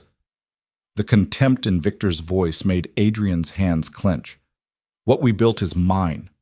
I brought you into this organization. I gave you territory and authority, and I can take it all back. Can you? Victor stepped closer, his men flanking him. Because from where I stand, you've gone soft, lost your edge. And in our world, soft men don't keep power. They lose it, usually violently. Is that a threat? It's a statement of fact. You want to step back, be a father, live a normal life? Fine. Beautiful. Noble, even. But you don't get to do that and keep your empire. You have to choose. And if you choose the kid, you better be ready to walk away from everything else, including the protection that power provides. There it was. The ultimatum Victor had been building toward. Choose the empire and maintain the fear that kept threats at bay, or choose Mila and become vulnerable, targetable, a man with obvious weakness that enemies could exploit. Except Victor had miscalculated in one crucial way. He thought Adrian still cared about the empire enough to choose it over everything else. Thought the threat to Mila would bring Adrian back into line, make him recommit to the business of violence and control. But Adrian had already made his choice, had made it the moment he saw Mila on the swing in the park, had confirmed it every Tuesday and Thursday and Saturday since. The empire was just infrastructure now, useful but not sacred, and infrastructure could be demolished when it no longer served its purpose. "You're right," Adrian said calmly. "I can't have both. So I'm choosing Mila. I'm choosing to be her father, which means I need to make sure my past doesn't contaminate her future." Noble speech. But Adrian, you can't just walk away. You know too much. You're too connected. The moment you're not protected by power, you become a liability, and liabilities get resolved permanently. Unless I resolve them first. The words hung in the cold air. Victor's expression shifted, understanding dawning. "You're making a move. Against me. That's what this is. Against the whole structure. I'm dismantling my organization, Victor, selling off territories, transferring operations, getting out completely, and you're not going to stop me." Victor laughed, harsh and disbelieving. "You think I'll just let you walk away? Let you tear down everything we built because you knocked up some woman and discovered paternal feelings? I think you don't have a choice." Adrian pulled out his phone, pulling up James Chen's file. "You're overextended, took on $7 million in debt to finance expansion, made promises to the Italians in Jersey about controlling the waterfront, promises you can't keep without my backing. And you've been skimming from the organization for the past 8 months, moving money into personal accounts, buying real estate under shell companies, building your own safety net because you knew I was pulling back." Victor's face hardened. "You've been investigating me. I've been protecting myself. And what I found is that you're vulnerable, exposed. One conversation with your creditors, one meeting with Dominic Santoro, and your entire operation collapses. You lose the territory, lose the income, and probably lose your life when the people you owe come collecting." "You wouldn't." "I would. I am. I have a meeting with Dominic tomorrow where I'm handing him the waterfront, all of it. Your primary revenue stream, gone. And then I'm calling the Italians, telling them you've been playing both sides, using their money for unauthorized expansion. You'll be lucky if they just cut you off. More likely, they'll make an example." Thomas Kane's hand moved toward his jacket, but Victor raised a hand, stopping him. "You're bluffing. You need me. Need the organization. You try to dismantle everything, and you'll have a dozen rivals coming for you. Let them. I'm out, Victor. Completely out. I'm transferring my legitimate businesses to holding companies, selling off the rest, and retiring. By this time next month, I'll be just another civilian. No territory, no operations, no reason for anyone to come after me. Except revenge. You don't think I'll come for you? For your kid?" Adrian's voice dropped to something cold and final. "If you or anyone working for you comes within 100 yards of my daughter, I will destroy you. Not professionally, personally. I will use every resource I have, every connection, every piece of leverage, and I will erase you from existence. That's not a threat, Victor. That's a promise." The two men stared at each other across the warehouse space, years of alliance curdling into opposition. Victor's hand twitched, and Adrian knew he was considering it, ordering Kane to pull a weapon, resolving this the old-fashioned way, eliminating the problem before it metastasized. But Adrian had been preparing for this, had positioned himself near the exit, had his own weapon easily accessible, had made sure people knew where he was and who he was meeting. Victor might be willing to kill him, but not here, not now, not with so many complications. "You're making a mistake," Victor said finally. "Walking away doesn't keep you safe. It makes you a target." "Maybe, but it also means I have nothing left to protect except my daughter, which makes me exponentially more dangerous than when I had an empire to worry about. You want to test that theory? Go ahead. But understand that the man you knew, the one who built this organization through calculated risks and strategic violence, he's gone. What's left is a father willing to burn down the world to protect his child. And that's a much scarier thing." Adrian turned and walked toward the exit, his back deliberately exposed, trusting that Victor's survival instincts would override his pride. He made it to the door before Victor spoke again. "You'll regret this. Maybe not today, maybe not next week, but eventually you'll regret choosing her over power." Adrian looked back over his shoulder. "The only thing I regret is not making this choice 4 years ago. Good night, Victor. Stay away from my family." He walked out into the February night, his heart pounding with adrenaline and fear, and something that might have been freedom. Behind him, the warehouse represented everything he was walking away from. The power, the fear, the empire built on violence and control. Ahead of him, somewhere in Brooklyn, his daughter slept peacefully, dreaming of jellyfish and dragons, blissfully unaware that her father had just declared war on his own past. The meeting with Dominic Santoro the next day was brief and businesslike. Adrian laid out the terms: the waterfront territory, the port operations, all of Victor's primary revenue streams transferred to Dominic in exchange for one simple guarantee: that Dominic would move aggressively against Victor, force him out completely, and ensure no one from the old organization ever approached Adrian or his family again. Dominic agreed immediately. He'd been looking for an opening into Manhattan, and Adrian was handing it to him gift-wrapped. The fact that it destroyed Victor in the process was just a bonus. "You really getting out?" Dominic asked as they stood to leave. "Completely?" "Completely. Never thought I'd see it." Adrian Cole, the man who built an empire from nothing, walking away to change diapers and attend PTA meetings. "She's 3. No diapers anymore. And it's preschool, not PTA." Dominic laughed. "Semantics. But Adrian, you know what they say. You can leave the life, but the life doesn't leave you. Someone will always remember what you were, what you did. Then I'll deal with it when it happens. But I'm done being that man proactively, done building power for its own sake, done prioritizing empire over everything else." "Must be some kid." "She is." Adrian allowed himself a small smile. "She really is." The next 48 hours passed in controlled chaos. Adrian met with lawyers, accountants, and business managers, initiating the process of dismantling his criminal empire and legitimizing what could be legitimized. He sold off properties, transferred operations, and began the complicated work of extracting himself from a world he'd inhabited for 15 years. The calls came as expected, associates demanding explanations, rivals sensing opportunity, former allies expressing concern or contempt in equal measure. Adrian handled each conversation with finality, making it clear he was out, done, finished. Some accepted it. Others threatened, but Adrian had already made his peace with the risks, had already decided that whatever came next was worth it for Tuesday afternoons with Mila. Monday morning arrived cold and bright.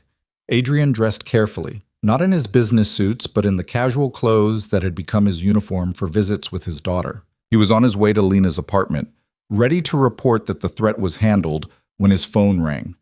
"Marcus," his voice tight with urgency. "Sir, we have a situation. Victor called an emergency meeting of the territory managers.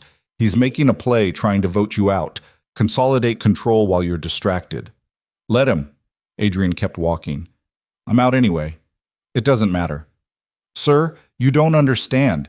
He's telling people you've lost your mind, that you're a security risk because of your connection to a civilian woman and child. He's suggesting—" Marcus paused.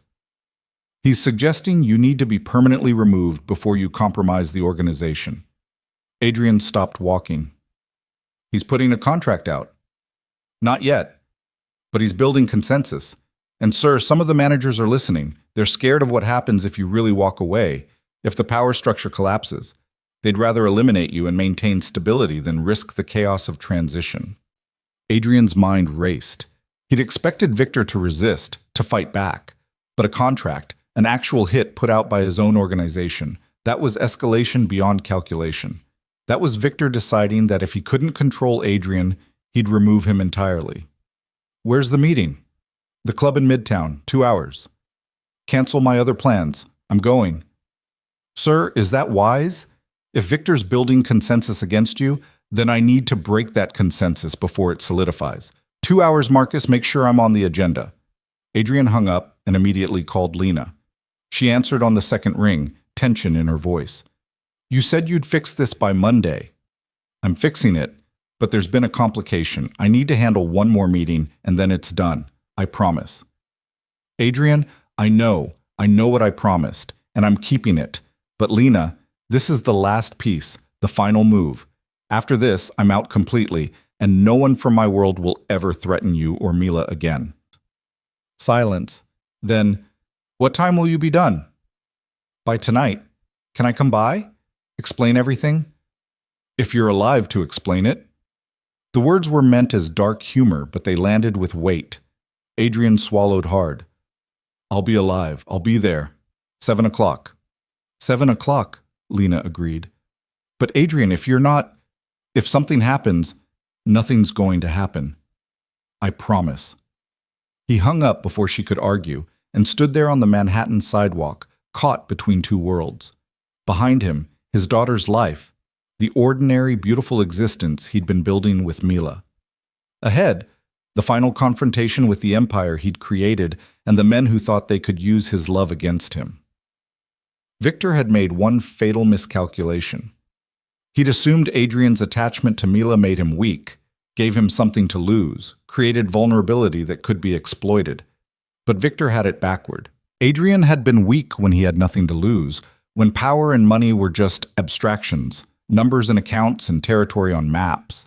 Now he had something real, something worth protecting at any cost, and that made him the most dangerous version of himself he'd ever been. The club in Midtown was one of Adrian's, a legitimate front that did actual business while serving as a meeting space for less legitimate operations. He arrived early, walking through the main floor where early afternoon customers were just starting to filter in, and headed to the private rooms upstairs. The territory managers were already gathering. 12 men who controlled operations from Boston to Baltimore, each of them powerful in their own right, each of them accustomed to Adrian's leadership. Victor stood at the head of the table, playing host, and the smile he gave Adrian was pure contempt. Adrian, so glad you could make it. We were just discussing organizational stability. I'm sure you were. Adrian took his seat at the opposite end of the table, meeting each man's eyes in turn, reading the room. Some looked uncomfortable, unwilling participants in whatever play Victor was orchestrating. Others looked calculating, already thinking about how to profit from leadership transition. A few looked openly hostile, having bought whatever story Victor was selling about Adrian's unfitness. Gentlemen, Victor began, we all know why we're here. Adrian has been increasingly absent from operations, distracted by personal matters, and while we all understand the appeal of family life, we also understand that leadership requires focus, dedication, the ability to put the organization first. I've been restructuring my involvement, Adrian said calmly, delegating operational control while maintaining strategic oversight. That's not absence. That's evolution. Evolution, Victor's smile widened. Interesting word. Others might call it abandonment. You've missed 7 major meetings in the past 6 weeks. You've ignored territory disputes that required immediate attention. You've made it clear that your priorities lie elsewhere. My priorities have expanded, Adrian corrected, but I've never abandoned the organization. Haven't you? Victor pulled out a folder, sliding it across the table. According to my information, you've initiated sale of multiple properties. You've been meeting with lawyers about corporate restructuring. You've been liquidating assets and transferring operations. That's not expansion, Adrian. That's exit strategy. The folder made its way around the table, and Adrian watched the men's expressions shift as they reviewed the evidence. Victor had done his homework, compiled a comprehensive case for Adrian's withdrawal. It's true, Adrian said, deciding honesty was the only play left. I'm getting out. Completely out. I'm selling my interests, liquidating my holdings, and retiring from active participation in organizational leadership. The words landed like grenades. Men shifted in their seats, exchanged glances, recalculated loyalties in real time. You see? Victor's voice rose triumphantly. He admits it. He's abandoning the organization he built, leaving us vulnerable to rivals, putting every operation at risk because he's decided to play father to some bastard kid in Brooklyn. The words, bastard kid, ignited something dark and final in Adrian's chest. He stood slowly, his hands flat on the table, his voice dropping to something cold and absolute. Say whatever you want about me, Victor. Question my leadership, doubt my commitment, argue that I'm making poor strategic choices, but you will never, never speak about my daughter that way again. Victor laughed, harsh and mocking. Or what? You'll defend her honor? Adrian, you can barely defend yourself right now. You're outnumbered, outmaneuvered, and about to be outvoted. Face it, you chose wrong. And in our world, wrong choices have consequences. Adrian looked around the table again, reading the room with the instincts that had built his empire. Half the men were with Victor, either convinced by his arguments or opportunistic enough to back the winning side. A quarter were undecided, waiting to see how power would shake out. And the remaining quarter looked uncomfortable but unwilling to oppose the emerging consensus. He was going to lose the vote. Victor had the numbers, but Adrian had something better than numbers. He had truth, and he had nothing left to lose. "You're right," he said, his voice carrying to every corner of the room. I chose my daughter over this, over all of you, over the empire I built and the power I accumulated. And you know what? It was the easiest choice I ever made." He walked slowly around the table as he spoke, commanding attention through presence rather than volume. "For 15 years I built this organization. I took risks while you played it safe. I made the hard calls while you followed orders. I created the structure that made all of you rich and powerful. And yes, for the past 6 weeks I've been stepping back, because I discovered something more important than any of this." Adrian stopped behind his chair, hands gripping the leather. "I have a 3-year-old daughter. Her name is Mila. She likes dragons and dinosaurs and jellyfish. She's brave and kind and curious and perfect. And she deserves a father who's present, who shows up, who doesn't disappear into this world of violence and fear and constant calculation. So yes, Victor, I'm getting out. Not because I'm weak, but because I'm finally strong enough to want something better." "Touching," Victor sneered, "but irrelevant. You don't get to just walk away because you had an attack of conscience. You built this world. You're responsible for it, and you'll stay in it one way or another. Is that a threat? It's reality. You know too much. You're too connected. The moment you're no longer protected by position, you become a liability, and we all know how liabilities are handled." There it was. The contract spoken aloud. Victor wasn't just trying to remove Adrian from leadership. He was building justification for elimination. And from the looks on several faces around the table, he had support. Adrian had one card left to play, one final move that would either save his life or ensure Mila grew up without a father. "Before you vote on Victor's proposal," he said quietly, "you should know that I've already transferred the waterfront operations to Dominic Santoro. As of noon yesterday, Victor's primary territory no longer belongs to this organization." The room exploded into chaos. Men shouting questions, demanding explanations, turning on each other in confusion and anger. Victor's face went white, then red, his hands slamming down on the table. "You did what?" "I made a deal. Dominic gets the ports, the shipping operations, everything Victor's been controlling. In exchange, he moves against anyone who threatens my family, including, especially, people from this organization." "You betrayed us." Victor's voice shook with rage. "You handed our territory to our biggest rival. I handed your territory to a man who'll use it better. The rest of the organization remains intact, but Victor's operations, the ones he's been building his power on, those are gone. Which means you're voting on whether to follow a man who just lost his primary revenue stream and made an enemy of Dominic Santoro. Good luck with that." The power dynamics in the room shifted instantly. Men who'd been backing Victor suddenly reconsidered. Territory managers who controlled other regions realized they weren't affected by Adrian's move. The undecided majority saw opportunity in Victor's weakness. Victor saw it too, saw his consensus crumbling, his play falling apart. And Adrian saw the exact moment when Victor decided that if he couldn't win politically, he'd win violently. Victor's hand moved toward his jacket, and Adrian knew what was coming, had known it would come to this eventually, had prepared for it with the cold calculation that had built his empire in the first place. "Don't," Adrian said quietly. "You pull that weapon and you're dead before it clears leather. You threaten me in front of these witnesses, and you've just given them all reason to side against you. You've already lost, Victor. Accept it with whatever dignity you have left." Victor's hand froze, caught between pride and survival. The room held its breath. 12 territory managers watching two men who'd built an empire together, now tearing it apart. Finally, slowly, Victor's hand moved away from his jacket.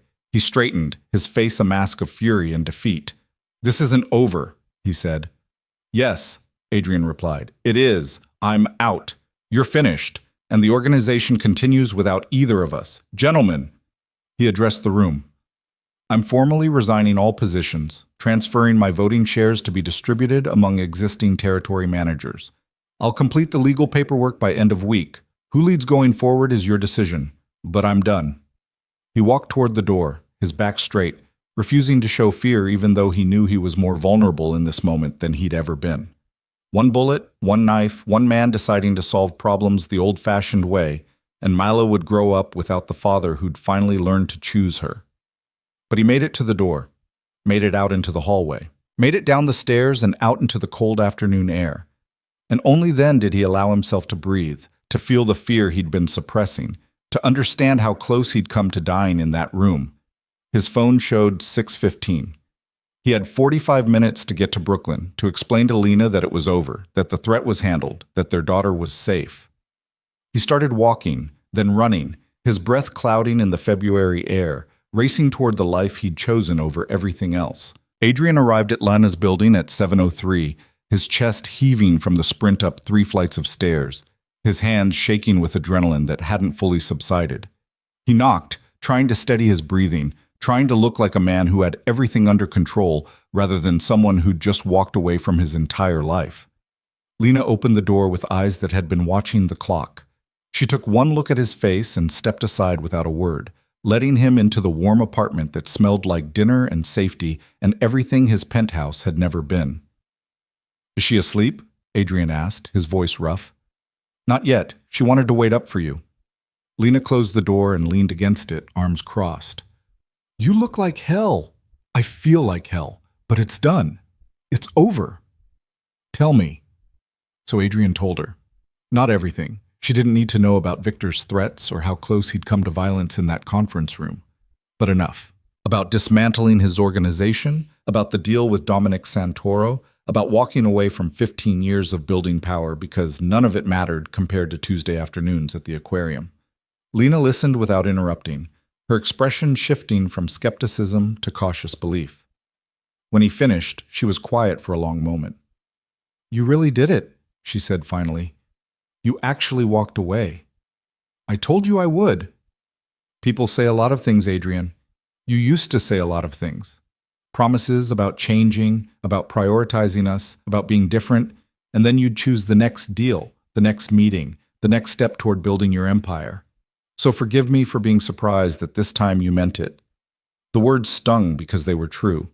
Adrian had broken so many promises to Lena over the years that her doubt was earned, justified, practically required. He couldn't argue with her skepticism, could only prove through sustained action that something fundamental had shifted. "I understand," he said quietly. "And I know actions matter more than words. So I'm not asking you to believe me now. I'm just asking for the chance to keep proving it, every Tuesday, every Thursday, every Saturday, until you see that this isn't temporary insanity or guilt-driven compensation. This is who I choose to be now." "Daddy!" Mila's voice called from her bedroom. "Is that you?" Adrian's expression softened immediately, all the tension draining from his shoulders at the sound of his daughter's voice. "Yeah, sweetheart, it's me." Small feet pattered down the hallway, and then Mila appeared in her pajamas, purple ones covered in stars, with Smokey the dragon under one arm and Rocky the triceratops under the other. Her dark hair was damp from a bath, her face scrubbed clean and shining. "You're late," she informed him seriously. "You said 7. "I know. I'm sorry. I got held up with work. It won't happen again." Mila considered this, her young face thoughtful. Then she held out Smokey. "Smokey says it's okay if you read an extra story to make up for being late." Adrian knelt down to her level, taking the offered dragon. "Smokey's very wise. What story does he want to hear?" "The one about the brave knight. You have to do all the voices." They settled onto the couch, Mila between Adrian and Lena, her small body warm and solid and real. Adrian read about knights and dragons and princesses who saved themselves, doing different voices for each character while Mila corrected his dragon impression and giggled at his attempt at a princess voice. Halfway through the 3rd story, Mila's eyes started drooping. She fought sleep with the same determination she brought to everything else. But eventually her head tilted against Adrian's arm, her breathing deepening into the soft rhythm of childhood dreams. "I should put her to bed," Lena whispered, starting to rise. "Can I?" Adrian heard the plea in his own voice. "Please. I want to." Lena studied his face, seeing something that made her nod. "Her room is the 2nd door. You remember the routine?" "Tell me." Tuck her in, make sure Smokey and Rocky are within reach, turn on her nightlight, the star-shaped one on the dresser, and kiss her forehead. She always says she doesn't need it, but she does. Adrian carefully lifted Mila, cradling her against his chest as he carried her down the hallway. She stirred slightly, mumbling something about dragons, then settled back into sleep. Her room was exactly as he remembered from his first visit. Purple walls, books everywhere, drawings taped up with proud abandon. The physical manifestation of a childhood he'd missed most of. He laid her gently in her race car bed, pulling the covers up and tucking them around her small frame. Smokey and Rocky went on either side of her pillow, guardians against nightmares. The star nightlight cast soft patterns across the ceiling when he turned it on. Constellations for a little girl who deserved the universe. Adrian stood there for a moment, just watching her sleep, her dark eyelashes against her cheeks, the rise and fall of her breathing, the complete trust and innocence in her relaxed features. This was his daughter, this small, perfect human being who had his eyes and his stubbornness and absolutely none of his damage. He leaned down and pressed a kiss to her forehead, breathing in the scent of strawberry shampoo and childhood. "I love you," he whispered, the words feeling both natural and terrifying. "I'm going to be here, I promise. For every story, every tantrum, every scraped knee and bad dream and perfect moment. I'm choosing you, Mila. Every single day, I'm choosing you." She didn't wake, didn't hear the vow, but Adrian felt the weight of it settle over him like armor, like purpose, like the most important commitment he'd ever make. When he returned to the living room, Lena had made tea. She handed him a cup and sat in the armchair, leaving the couch to him, maintaining physical distance even as the emotional walls between them showed hairline cracks. "She adores you," Lena said quietly. "Talks about you constantly. Daddy said this, Daddy did that, Daddy's going to take me here." It's sweet and terrifying simultaneously. Terrifying? Because what happens when you disappoint her? When the reality of sustained fatherhood becomes boring or inconvenient? When she's not a novelty anymore, but just a responsibility that interferes with whatever else you decide is important? Adrian set down his tea, meeting Lena's eyes directly. "I won't disappoint her." "You can't promise that. Nobody can. Every parent disappoints their kids sometimes. It's inevitable." "Then I'll disappoint her in normal ways, by being overprotective or embarrassing or not understanding whatever she's into when she's a teenager. But I won't disappoint her by abandoning her, by choosing something else over her, by making her wonder if I actually love her, or if she's just an obligation I'm fulfilling out of guilt." Lena pulled her knees up to her chest, wrapping her arms around them. "I want to believe you, Adrian. I really do. But I've been here before. Sitting across from you while you make promises about changing, about being different, about prioritizing what matters. And every time, eventually, the Empire called louder. The next deal was too important. The next meeting couldn't be rescheduled. Until I wasn't even heard anymore, just resigned, expecting disappointment because that's what you delivered." "I know." Adrian's voice was rough with regret. "I know I trained you to expect the worst from me, and I can't undo that with words. But Lena, the Empire doesn't exist anymore. I dismantled it, walked away from 15 years of building power because none of it was worth losing Mila. There's nothing left to pull me away from her. There's always something, a new opportunity, a new ambition, a new version of the same drive that consumed you before. Adrian, I don't think you're lying to me. I think you genuinely believe you've changed. But I also think you're fundamentally the same man who couldn't sit still, who always needed the next challenge, who found routine and domesticity suffocating." The assessment was painful in its accuracy. Adrian had always been restless, always chasing something just beyond reach. Satisfaction had never come from what he had, but from what he was building toward. And Lena was right to question whether fatherhood, with its endless repetition and mundane moments, could hold his attention long term. "Maybe you're right," he admitted. "Maybe I'll always be restless, always looking for the next challenge. But Lena, raising Mila, being her father, that's the biggest challenge I've ever faced. Learning patience when I have none. Learning to be present when my instinct is to plan ahead. Learning to find meaning in the ordinary moments that make up a life. That's harder than building an empire ever was. And it matters more." Lena was quiet, absorbing this. Outside, the Brooklyn night hummed with distant traffic and neighborhood sounds. Inside, the apartment held its breath, waiting for whatever came next. "I need you to understand something," Lena said finally. "This isn't about us. You and me, that's done. We're not getting back together. We're not rebuilding a romance. We're not picking up where we left off 4 years ago. That ship sailed, burned, and sank. You made sure of that." The words hurt, but Adrian nodded. "I understand. This is only about you and Mila, about you learning to be her father, about you proving you can show up consistently, reliably, without me having to chase you or remind you or wonder if this is the week you disappear. Can you accept that? Can you be in her life without expectations about my life?" "Yes." Adrian meant it. Whatever he'd once had with Lena was destroyed by his own choices, and he'd made peace with that loss. Or was trying to. What mattered now was Mila, and if being her father meant accepting that Lena would never forgive him romantically, that was a consequence he'd earned through sustained presence. "Good." Lena uncurled from her chair, suddenly looking exhausted. "Because, Adrian, I can't survive you breaking my heart again. Once was enough, but I will absolutely destroy you if you break Mila's. She's everything to me. The best thing that ever came from our marriage. And if you hurt her, I won't.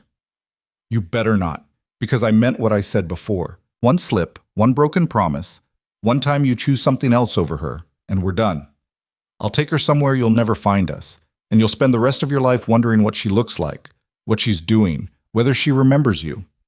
The threat was delivered calmly, matter-of-factly, which made it more terrifying than any rage would have been. Lena meant every word, and Adrian believed her completely. She'd already survived losing him once. She'd do whatever necessary to protect Mila from the same loss. "I understand," Adrian said. "Tuesday, Thursday, Saturday. 3 days a week, every week, no exceptions. And if something genuinely unavoidable comes up, I call ahead with honesty and a plan to make it up to her." "That's the deal. Can you live with it?" "I can live with it. Can you live with me being part of her life, part of your life, by extension?" Lena considered this, her fingers tracing patterns on her teacup. "I don't know yet. Right now it's working. You're trying. She's happy, and I'm cautiously optimistic. Ask me again in 6 months when the novelty's worn off, and we're deep in the boring routine of co-parenting. Ask me when you've had to deal with tantrums and defiance and all the unglamorous parts of raising a 3-year-old. Then we'll see if you're still committed." It was fair.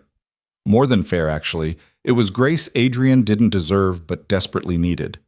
He stood, recognizing that he'd stayed as long as appropriate, that pushing for more would undermine the fragile trust they were building. "Thank you," he said, "for tonight, for letting me put her to bed, for giving me this chance." Lena walked him to the door, her hand on the knob. "Adrian, one more thing." "Yeah?" "Whatever you did today, walking away from your organization, making deals with dangerous people, putting yourself at risk, don't do it again. Don't play hero trying to protect us from threats you created in the first place. If there are consequences to your past, we'll deal with them together. But I need you alive and present more than I need you making grand gestures that might get you killed." The threats handled. Victor's finished, Dominic's contained, and I'm out completely. No more danger, no more complications from my past. "I hope you're right."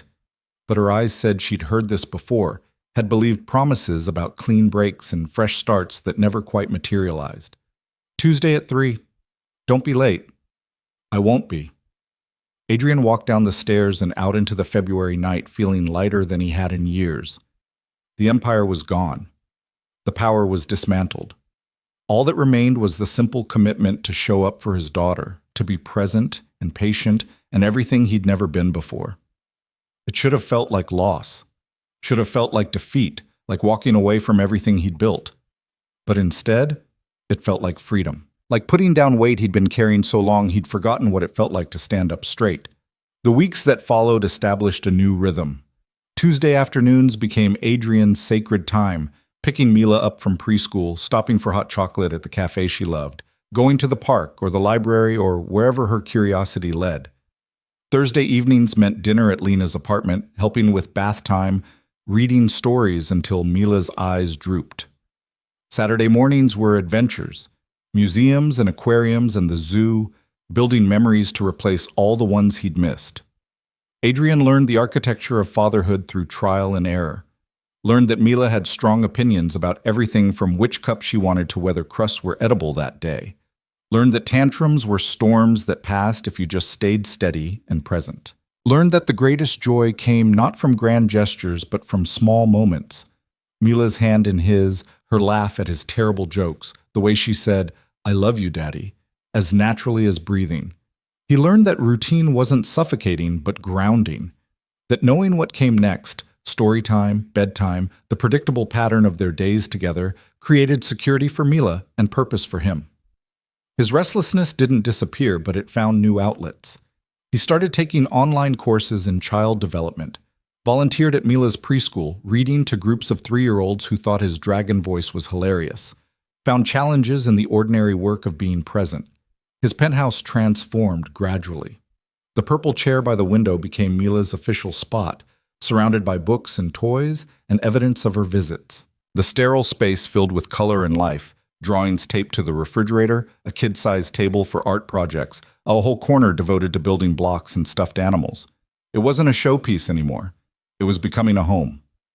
March arrived with false promises of spring.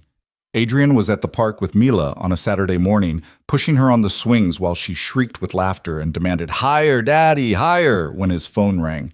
A number he didn't recognize, but the area code was local. He let it go to voicemail, focused on Mila, but it rang again immediately, and again. "I need to take this, sweetheart," he said, slowing the swing. "1 minute, okay?" Mila nodded, already distracted by another child on the monkey bars. Adrian stepped away, answering with caution. "Hello? Adrian Cole?" The voice was unfamiliar, professional, controlled. "My name is Detective Sarah Martinez with the NYPD. I need to speak with you about Victor Reyes." Adrian's blood went cold. "What about him?" "He was found dead this morning, apparent suicide. But there are some irregularities we're investigating, and your name came up in his personal effects. I'd like to ask you some questions. Are you available to come to the precinct?" The world tilted. Victor was dead. Suicide, which in their world usually meant execution staged to look like suicide, which meant someone had decided Victor was too much of a liability to keep breathing. Dominic, probably, tying up loose ends. Or one of the other territory managers, consolidating power in the vacuum Adrian had created. "I'm with my daughter," Adrian said, his voice carefully neutral. "Can this wait until Monday?" "Monday's fine. But Mr. Cole, I should mention, we're talking to everyone who had business dealings with Mr. Reyes.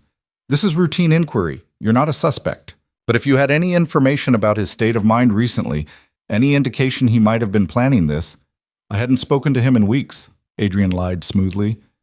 "We had a business relationship years ago, but I've been out of that world for a while now. I'm happy to answer questions Monday, but I don't think I'll have anything useful to tell you." "Monday morning, then. 10 o'clock at the 84th Precinct. Thank you for your cooperation." Adrian hung up and stood there, watching Mila play with another little girl, their laughter bright and innocent in the cold morning air. Victor was dead. The threat was eliminated permanently, but not by Adrian's hand. Someone else had decided to tie up that loose end. He should feel relieved, should feel safer knowing Victor couldn't come after him or his family. But instead, he felt the familiar weight of his past pressing down, reminding him that you didn't walk away from that world without leaving bodies behind, even if you didn't pull the trigger yourself. "Daddy," Mila called, "come play." Adrian shoved the phone in his pocket and went to his daughter, determined to give her the rest of their morning without the shadow of death hanging over it. But in the back of his mind, he was already planning, already thinking about what to tell the detective, how to navigate this final complication from a life he'd tried to leave behind. That evening, he told Lena about the call. They were in her kitchen after dinner, Mila playing in her room, and Adrian needed someone to know what was happening in case things went wrong. Lena's face went pale. "They think you were involved?" "They think I might have information. It's routine inquiry into a suspicious death of someone I had business connections with. I'll go talk to them Monday, answer their questions honestly, or as honestly as I can, and hopefully that'll be the end of it. And if it's not, then I deal with it. But Lena, I didn't kill Victor." Didn't order it, didn't arrange it, didn't have anything to do with it. My only involvement was walking away from the organization he was part of. If someone else decided he was a problem that needed solving, that's not on me. Legally, maybe. Morally? Lena's eyes were hard. You set things in motion, Adrian. You handed territory to Dominic Santoro knowing what kind of man he is.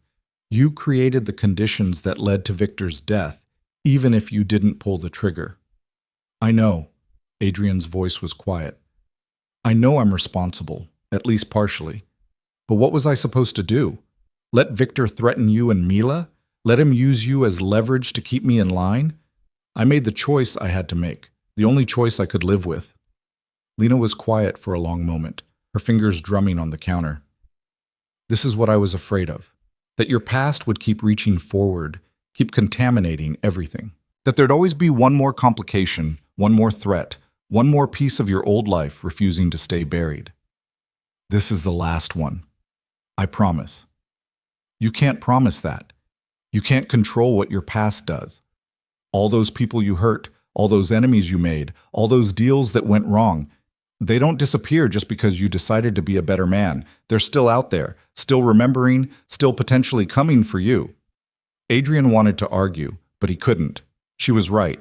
He'd spent 15 years making enemies and burning bridges and doing things that left scars. Walking away didn't erase any of it, didn't make him clean or safe or truly free from consequences. Then I'll deal with whatever comes, he said finally. I'll handle it without putting you or Mila at risk. I'll do whatever I have to do to keep you safe. Don't make promises you can't keep. I'm not. I'm making a commitment. There's a difference.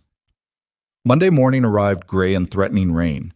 Adrian dressed in one of his old suits, the armor of his previous life, and took the subway to the 84th precinct. The building was institutional and impersonal, exactly what he expected. Detective Martinez met him in a windowless interview room, her expression professionally neutral. She was in her 40s with sharp eyes and the kind of presence that came from years of dealing with people who lied for a living. Adrian recognized a formidable opponent when he saw one. Thank you for coming in, Mr. Cole, she gestured to a chair. As I mentioned on the phone, this is just routine inquiry. Victor Reyes died Friday morning, apparent suicide. But we're talking to people who knew him, building a picture of his state of mind. I'm happy to help however I can.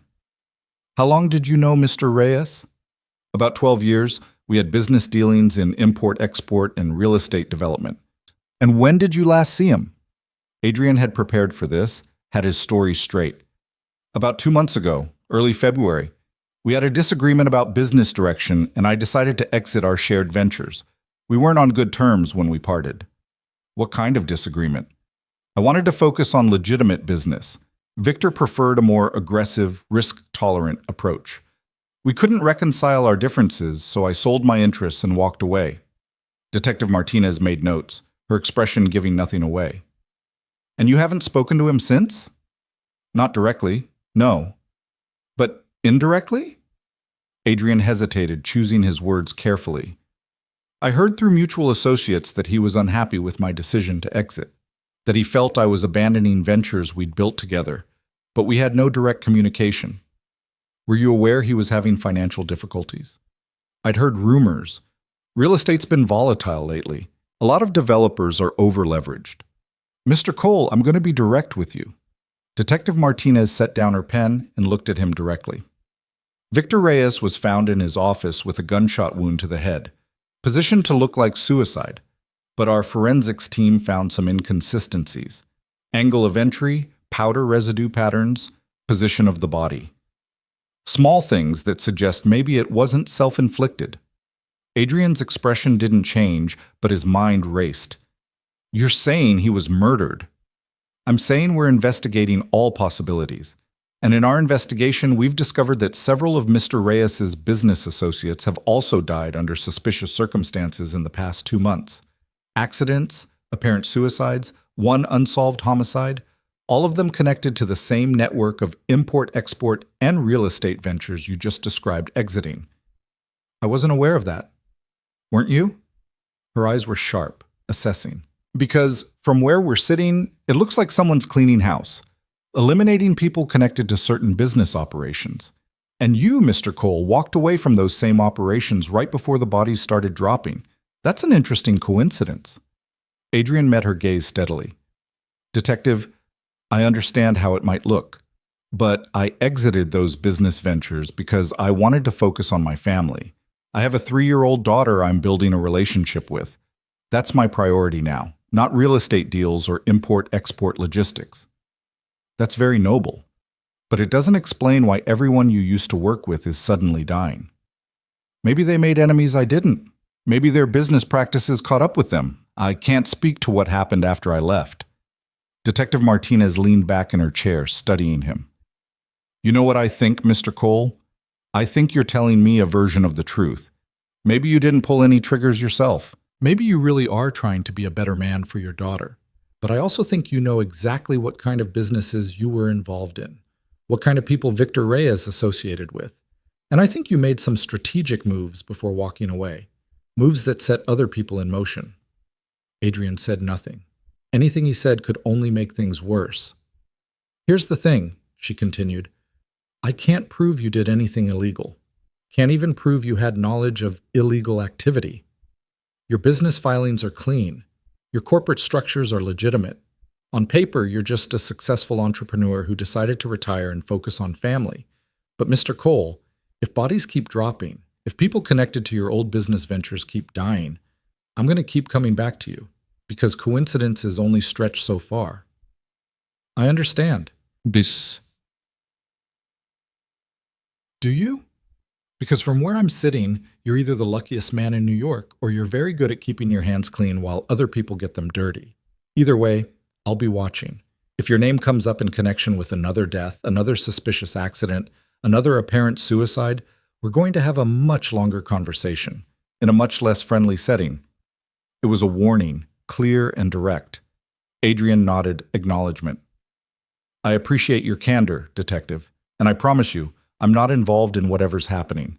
I walked away from that world. I'm building a different life now. Then I hope for your daughter's sake that world lets you stay walked away. She stood, indicating the interview was over. Thank you for coming in. If you think of anything that might help our investigation, please call. Adrian left the precinct feeling the weight of his past pressing down harder than ever. Victor was dead, and the detective was right. It was probably Dominic Santoro cleaning house, eliminating potential threats and consolidating power. Adrian had set those events in motion by handing Dominic the territory and walking away. The blood on Dominic's hands might as well be on his, too. He took the subway back to Brooklyn, arriving at Lena's apartment earlier than planned. She opened the door with Mila on her hip, both of them surprised to see him. How did it go? Lena asked, setting Mila down. About as expected. They're investigating Victor's death as suspicious. The detective made it clear she thinks I'm connected, even if she can't prove it. But for now, I'm clear. For now. For now. Adrian knelt down to Mila's level, forcing a smile. Hey, sweetheart. Want to go to the park?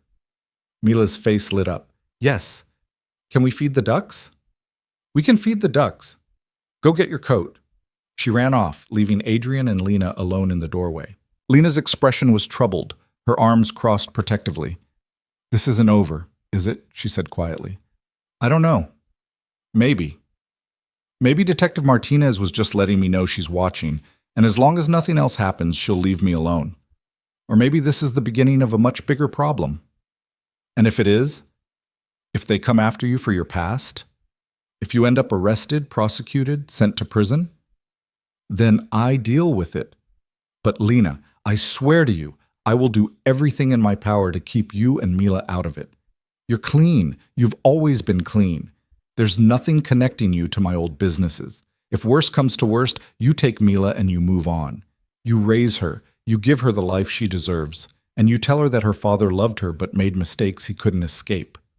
Tears welled in Lena's eyes, and she blinked them back furiously. I don't want to raise her alone again, Adrian. I don't want to explain to her why her father isn't there. I did that for 3 years already, and it was hard enough when I could tell myself you didn't know about her. If you disappear now, after she knows you, after she loves you, how do I explain that? You tell her the truth, that I made bad choices before I knew her, and I'm paying the price. That I loved her more than anything, but love doesn't erase consequences. That's not good enough. It's all I have. Mila returned with her coat, oblivious to the tension between the adults. Adrian stood, taking her small hand in his, and looked at Lena with everything he couldn't say.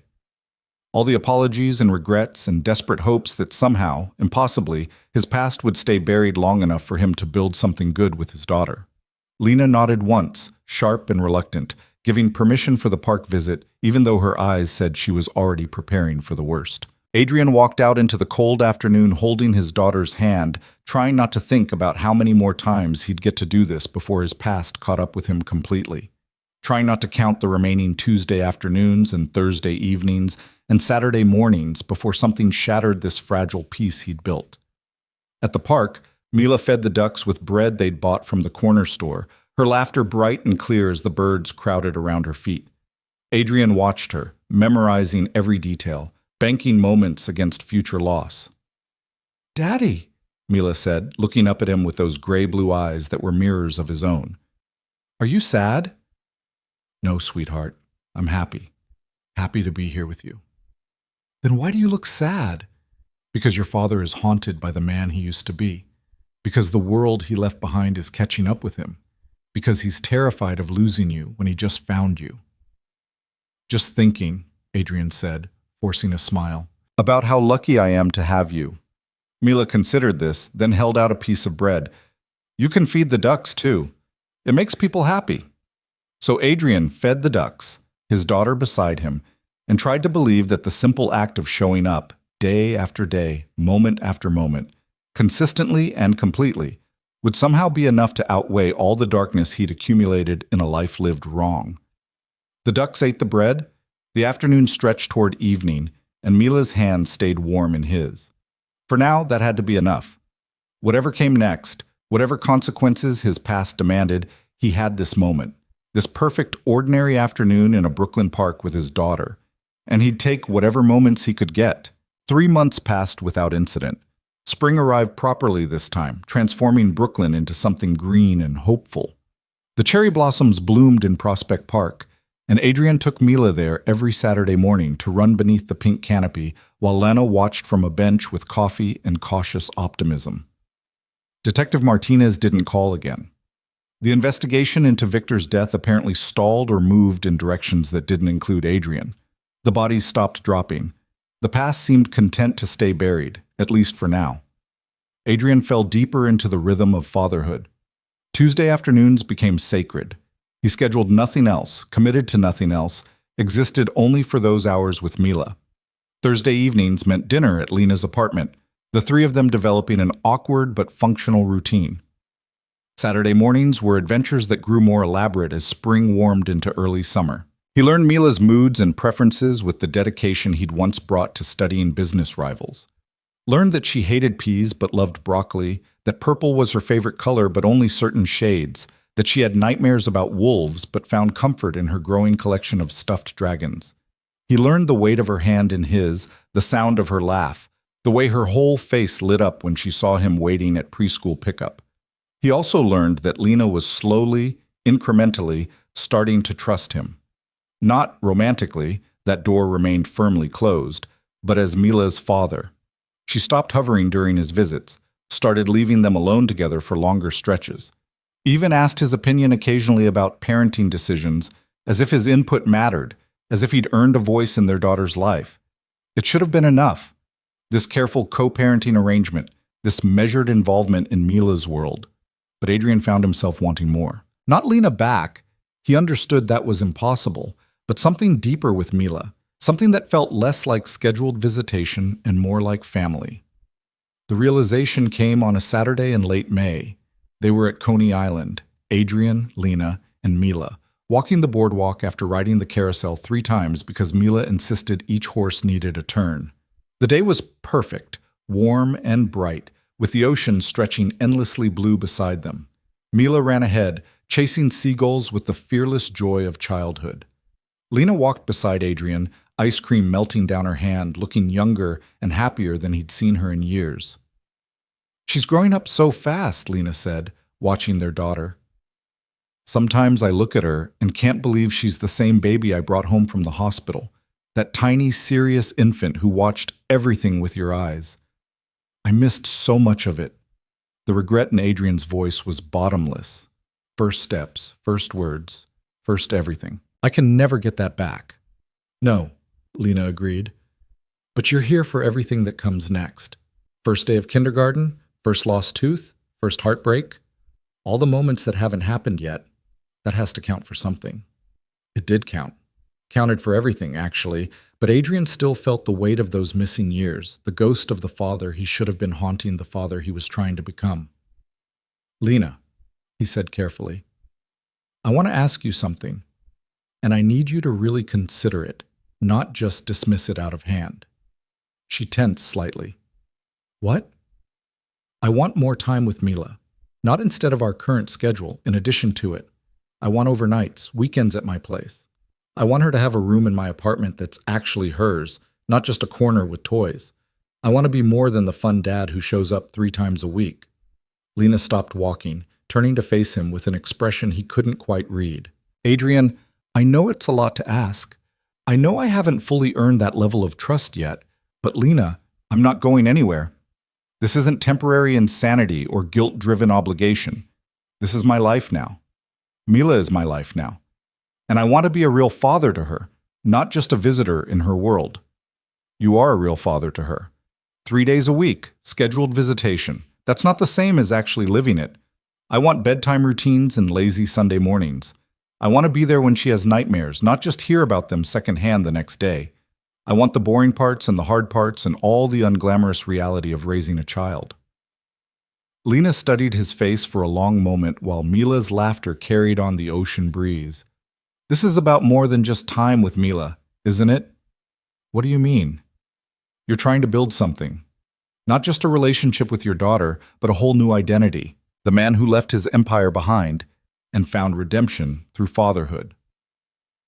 The success story of transformation.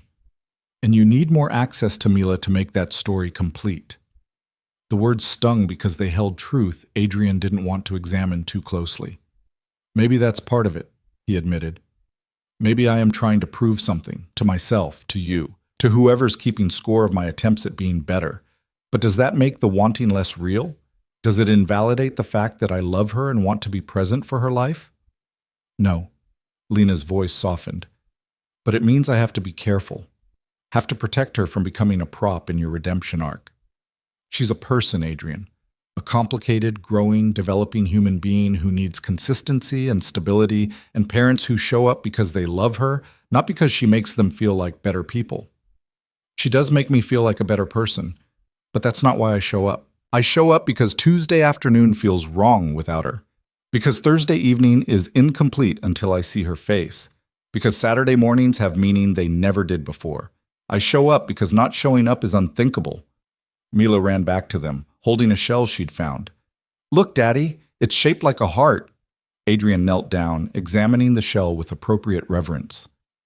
It's beautiful, sweetheart. Should we keep it? Yes. I'm going to put it in my treasure box with the special rocks and the feather from the park. She ran off again, and Adrian stood, finding Lena watching him with an expression that might have been the beginning of belief. One overnight, she said finally. Next Saturday. You pick her up Saturday morning, keep her until Sunday afternoon. We'll see how it goes. Relief and terror washed over Adrian simultaneously. Thank you. Don't thank me yet. Thank me if she comes home happy and well-rested and excited to do it again. But Adrian, if you're not ready for this, if you realize overnight that the reality of solo parenting is harder than you imagined, tell me. Don't fake it. Don't pretend everything's fine when you're overwhelmed. I'd rather know the truth than have you soldier through something you can't sustain. I can sustain it. We'll see. The week leading up to that first overnight, Adrian transformed his penthouse with manic energy. Mila's corner expanded into a full bedroom, painted purple at her insistence, with glow-in-the-dark stars on the ceiling and shelves for her growing collection of books and dragons. He installed a nightlight shaped like a castle, bought sheets covered in dinosaurs, filled a toy chest with carefully selected items that would keep a 3-year-old entertained. He also panicked, called Lena 3 times with questions about routines and preferences and what to do if Mila woke up scared in the middle of the night. Googled first overnight with preschooler and read 17 articles about making the transition easier.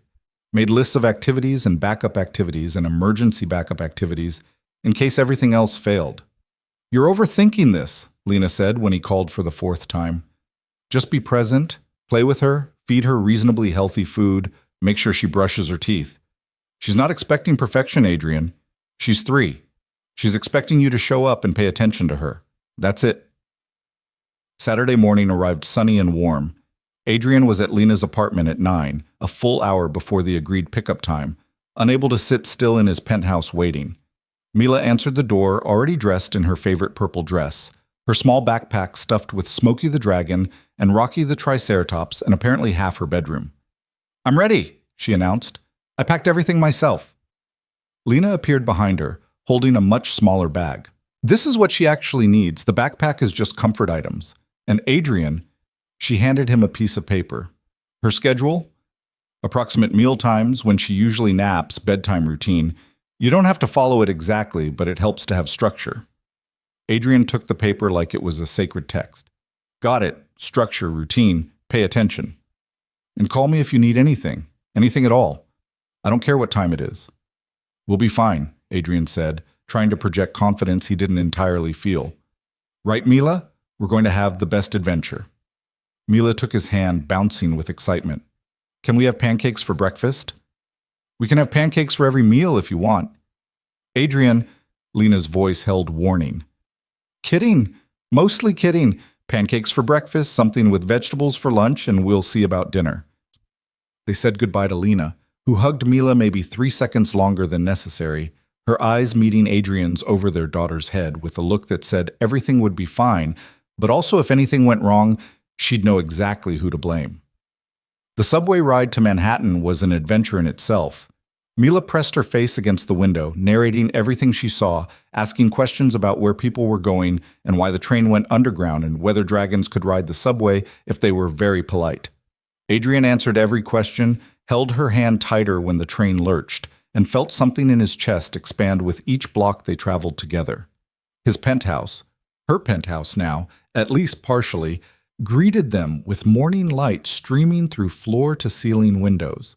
Mila's eyes went wide, taking in the view, the space, the purple bedroom that was all hers. "It's so high up!" She ran to the window, pressing her hands against the glass. "I can see everything. Daddy, look, there's a tiny car and tiny people, and everything's tiny from up here." Adrian joined her at the window, seeing his city through her eyes. Not territories to control or assets to manage, but a vast playground of possibility. Buildings reaching toward the sky like the towers in her storybooks. Streets winding like rivers through canyons of stone and steel. A world that existed not to be conquered, but to be explored. They made pancakes together. Or rather, Adrian made pancakes while Mila helped by adding chocolate chips in quantities that violated every nutrition guideline Lena had left. The kitchen ended up covered in batter and laughter, and Adrian discovered that cleaning syrup off a 3-year-old's face required patience and wet wipes, and accepting that some stickiness was just part of the experience. The day unfolded in perfect moments strung together. They went to Central Park and fed ducks and played on the playground until Mila was breathless and grass-stained. They had lunch at a cafe where Mila charmed the waiter into bringing her extra strawberries. They went to a bookstore and Mila picked out 3 new stories about dragons and brave children and magical adventures. Back at the penthouse, Mila was starting to fade. Adrian suggested quiet time, and she curled up on the couch with Smokey while he read her new books, doing all the voices, getting better at the dragon impression that she'd been coaching him on for months. Halfway through the 3rd book, she fell asleep. Just slipped into dreams mid-sentence, her small body going heavy against his side. Adrian sat there holding her, afraid to move and wake her, content to just exist in this moment of complete peace. This was fatherhood. Not the grand gestures or expensive gifts or orchestrated adventures. This, holding your sleeping child while the afternoon stretched golden through the windows. Being trusted enough to be boring, to be routine, to be the steady presence in her world. He carried her to her new bedroom when his arm went numb, laying her gently in the dinosaur-sheeted bed. She stirred slightly, mumbling something about purple dragons, then settled back into sleep. Adrian stood there watching her breathe, overcome by the weight of responsibility and love and terror that something might happen to her, that he might fail her, that the universe might somehow take her away. She woke an hour later, disoriented at first, then delighted to remember she was at Daddy's house for a whole sleepover. They had dinner, chicken and vegetables that Mila picked at while negotiating for dessert. They took a bath, which turned into a 40-minute adventure involving every bath toy Adrian had purchased and a flooded bathroom floor. They read more stories, Mila in her new pajamas, fresh and clean and smelling like the lavender soap Lena had packed. "Daddy?" Mila said as he tucked her in, making sure Smokey and Rocky were positioned just right. "Do you love Mommy?" The question caught Adrian completely off guard. He sat on the edge of her bed, choosing his words carefully. "I love that your mommy gave me you, and I'm grateful to her for being such a good mother and giving me a chance to be your father. But do you love her like in the stories, like princes love princesses? Your mommy and I loved each other a long time ago, but sometimes grown-ups stop loving each other that way.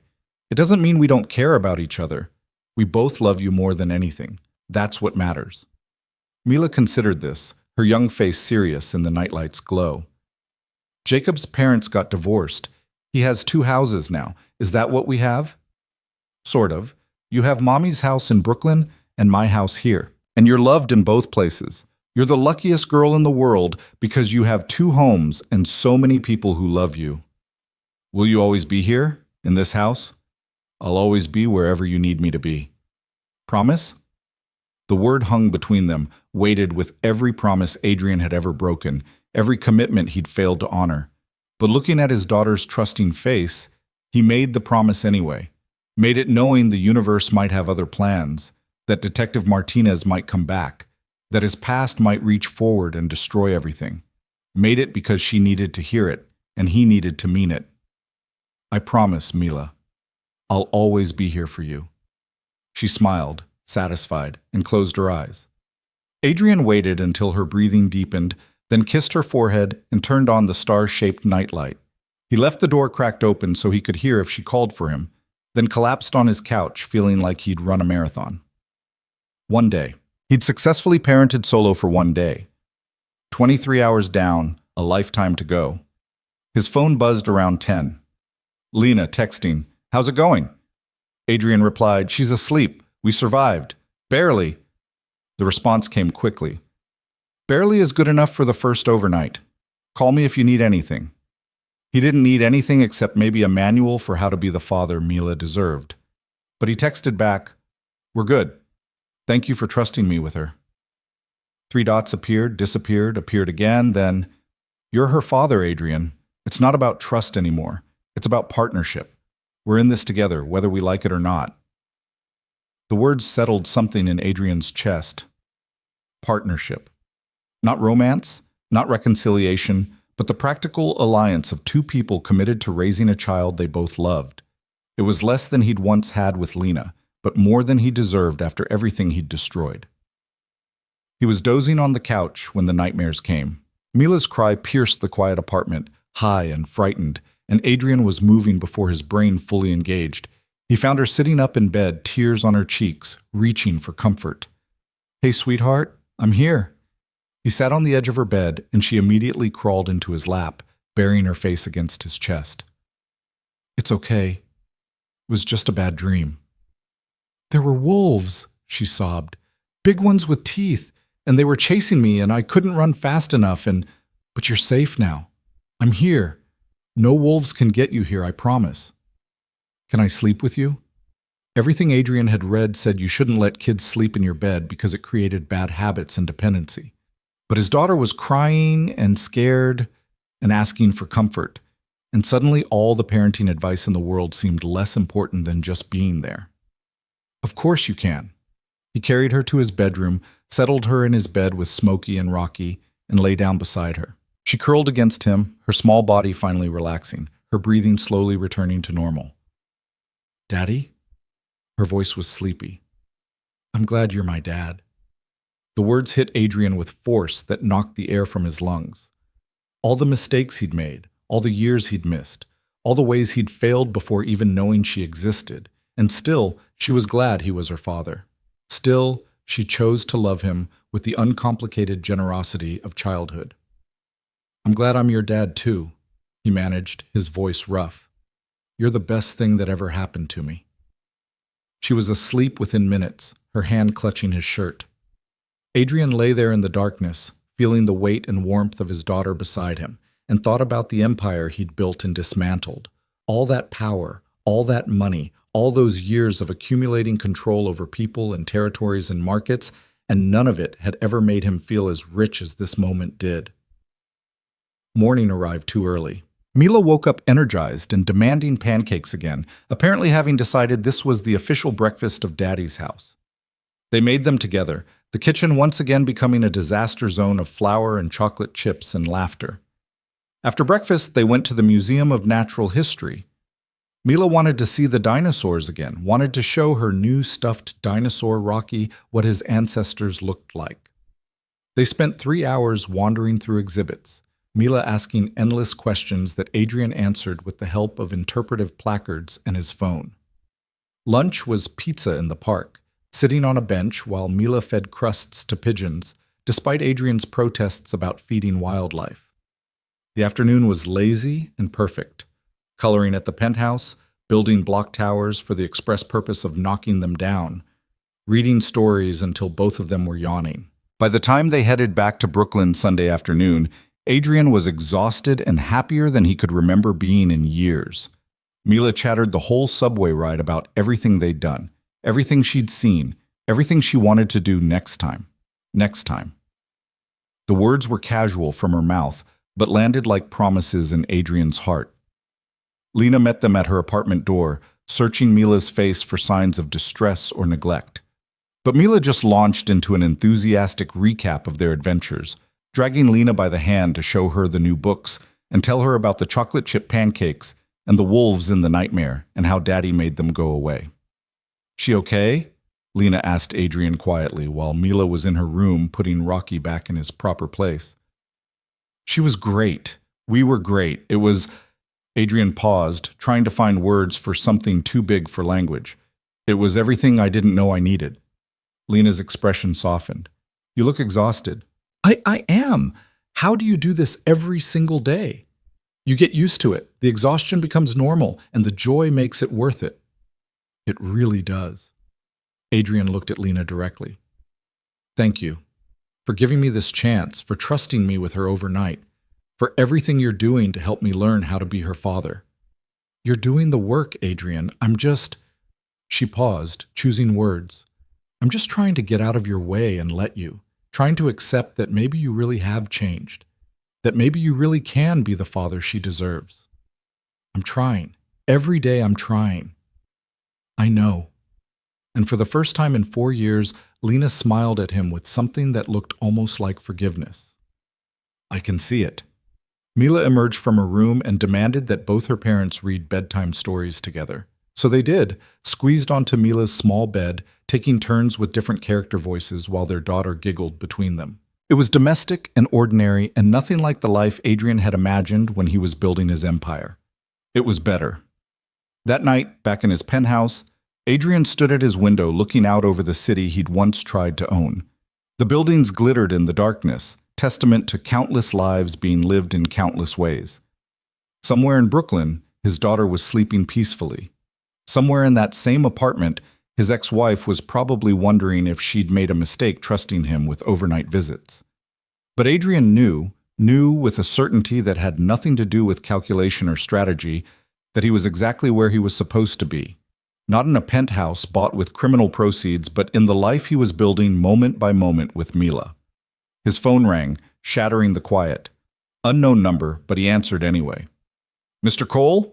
Detective Martinez's voice was professional but not hostile. "I wanted to update you on the Victor Reyes investigation." Adrian's stomach tightened. "I'm listening." "We've closed the case, ruled it a suicide. Turns out Mr. Reyes was facing significant financial pressure, had made some enemies in his business dealings, and left a note we didn't find initially. The inconsistencies we flagged earlier had explanations. Sometimes a suicide is just a suicide." Relief flooded through Adrian. "I appreciate you letting me know." I also wanted to tell you that we looked into the other deaths I mentioned, found connections that don't include you. Seems like Mr. Reyes was involved in some business ventures that created their own problems. You were smart to get out when you did. I got out for my daughter, not because I saw problems coming. Maybe. But either way, Mr. Cole, you're clear. Our investigation no longer has any interest in you. You're free to live your life. The words settled over Adrian like absolution he didn't quite deserve but desperately needed. Thank you, Detective. Set. Take care of that little girl. Based on what I've seen, she's the only reason you're not in handcuffs right now. Not because you did anything illegal we could prove, but because you walked away before you got in too deep. She saved you. Remember that. The call ended, leaving Adrian alone with his city view and the weight of truth. Mila had saved him. From a life that would have ended in prison or violence, or the kind of emptiness that came from having everything and valuing nothing. She'd given him a reason to want something better, to be something better, and he'd spend the rest of his life proving worthy of that gift. The months that followed established a new normal. Overnight visits became regular, every other weekend, then every weekend as Mila grew comfortable splitting time between two homes. Adrian learned the rhythms of solo parenting, the negotiations over vegetables, the bedtime battles, the sick days and tantrums, and all the unglamorous reality Lena had warned him about. He loved it, loved all of it. The hard parts and the easy parts, and everything in between. Loved being needed in that immediate, absolute way children need their parents. Loved watching Mila grow and change and become more fully herself. He also learned to co-parent with Lena in ways that transcended their broken marriage. They shared calendars and coordinated schedules. They discussed discipline approaches and education options. They attended Mila's preschool events together, sitting side by side with the careful distance of people who'd loved each other once and learned to build something different from the ruins. Summer arrived properly. Adrian reduced his remaining business commitments to almost nothing, living off investments and savings that would last decades if managed properly. His days revolved around Mila's schedule. His purpose came from being present in her life. It was a Tuesday afternoon in early July, sticky and hot, when Adrian picked Mila up from preschool and found her unusually quiet. They got ice cream as usual, but she just pushed it around with her spoon, not eating, not chattering like she normally did. "What's wrong, sweetheart?" Adrian asked, kneeling down to her level on the park bench. "Jacob says I'm lucky I have two houses." Mila's voice was small. "But I'm not lucky. I'm sad because my parents don't love each other." The words pierced Adrian's heart. "Oh, Mila, Jacob's parents fight all the time. They yell and make his mom cry. And he says at least my parents are nice to each other even if they don't live together. But Daddy, I wish we could all live together, like a real family." Adrian pulled her into his lap, holding her tight. "We are a real family, sweetheart. Just because your mom and I live in different houses doesn't make us any less your family. We both love you so much. That's what makes us family. But you don't love each other. Your mom and I loved each other once.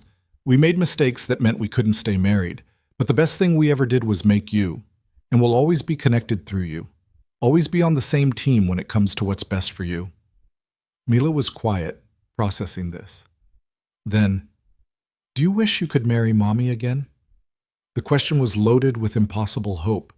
Adrian thought about Lena, about the woman she'd been when they married and the stronger, wiser woman she'd become in the years since, about the companionship they were building as co-parents and whether it could ever transform into something more.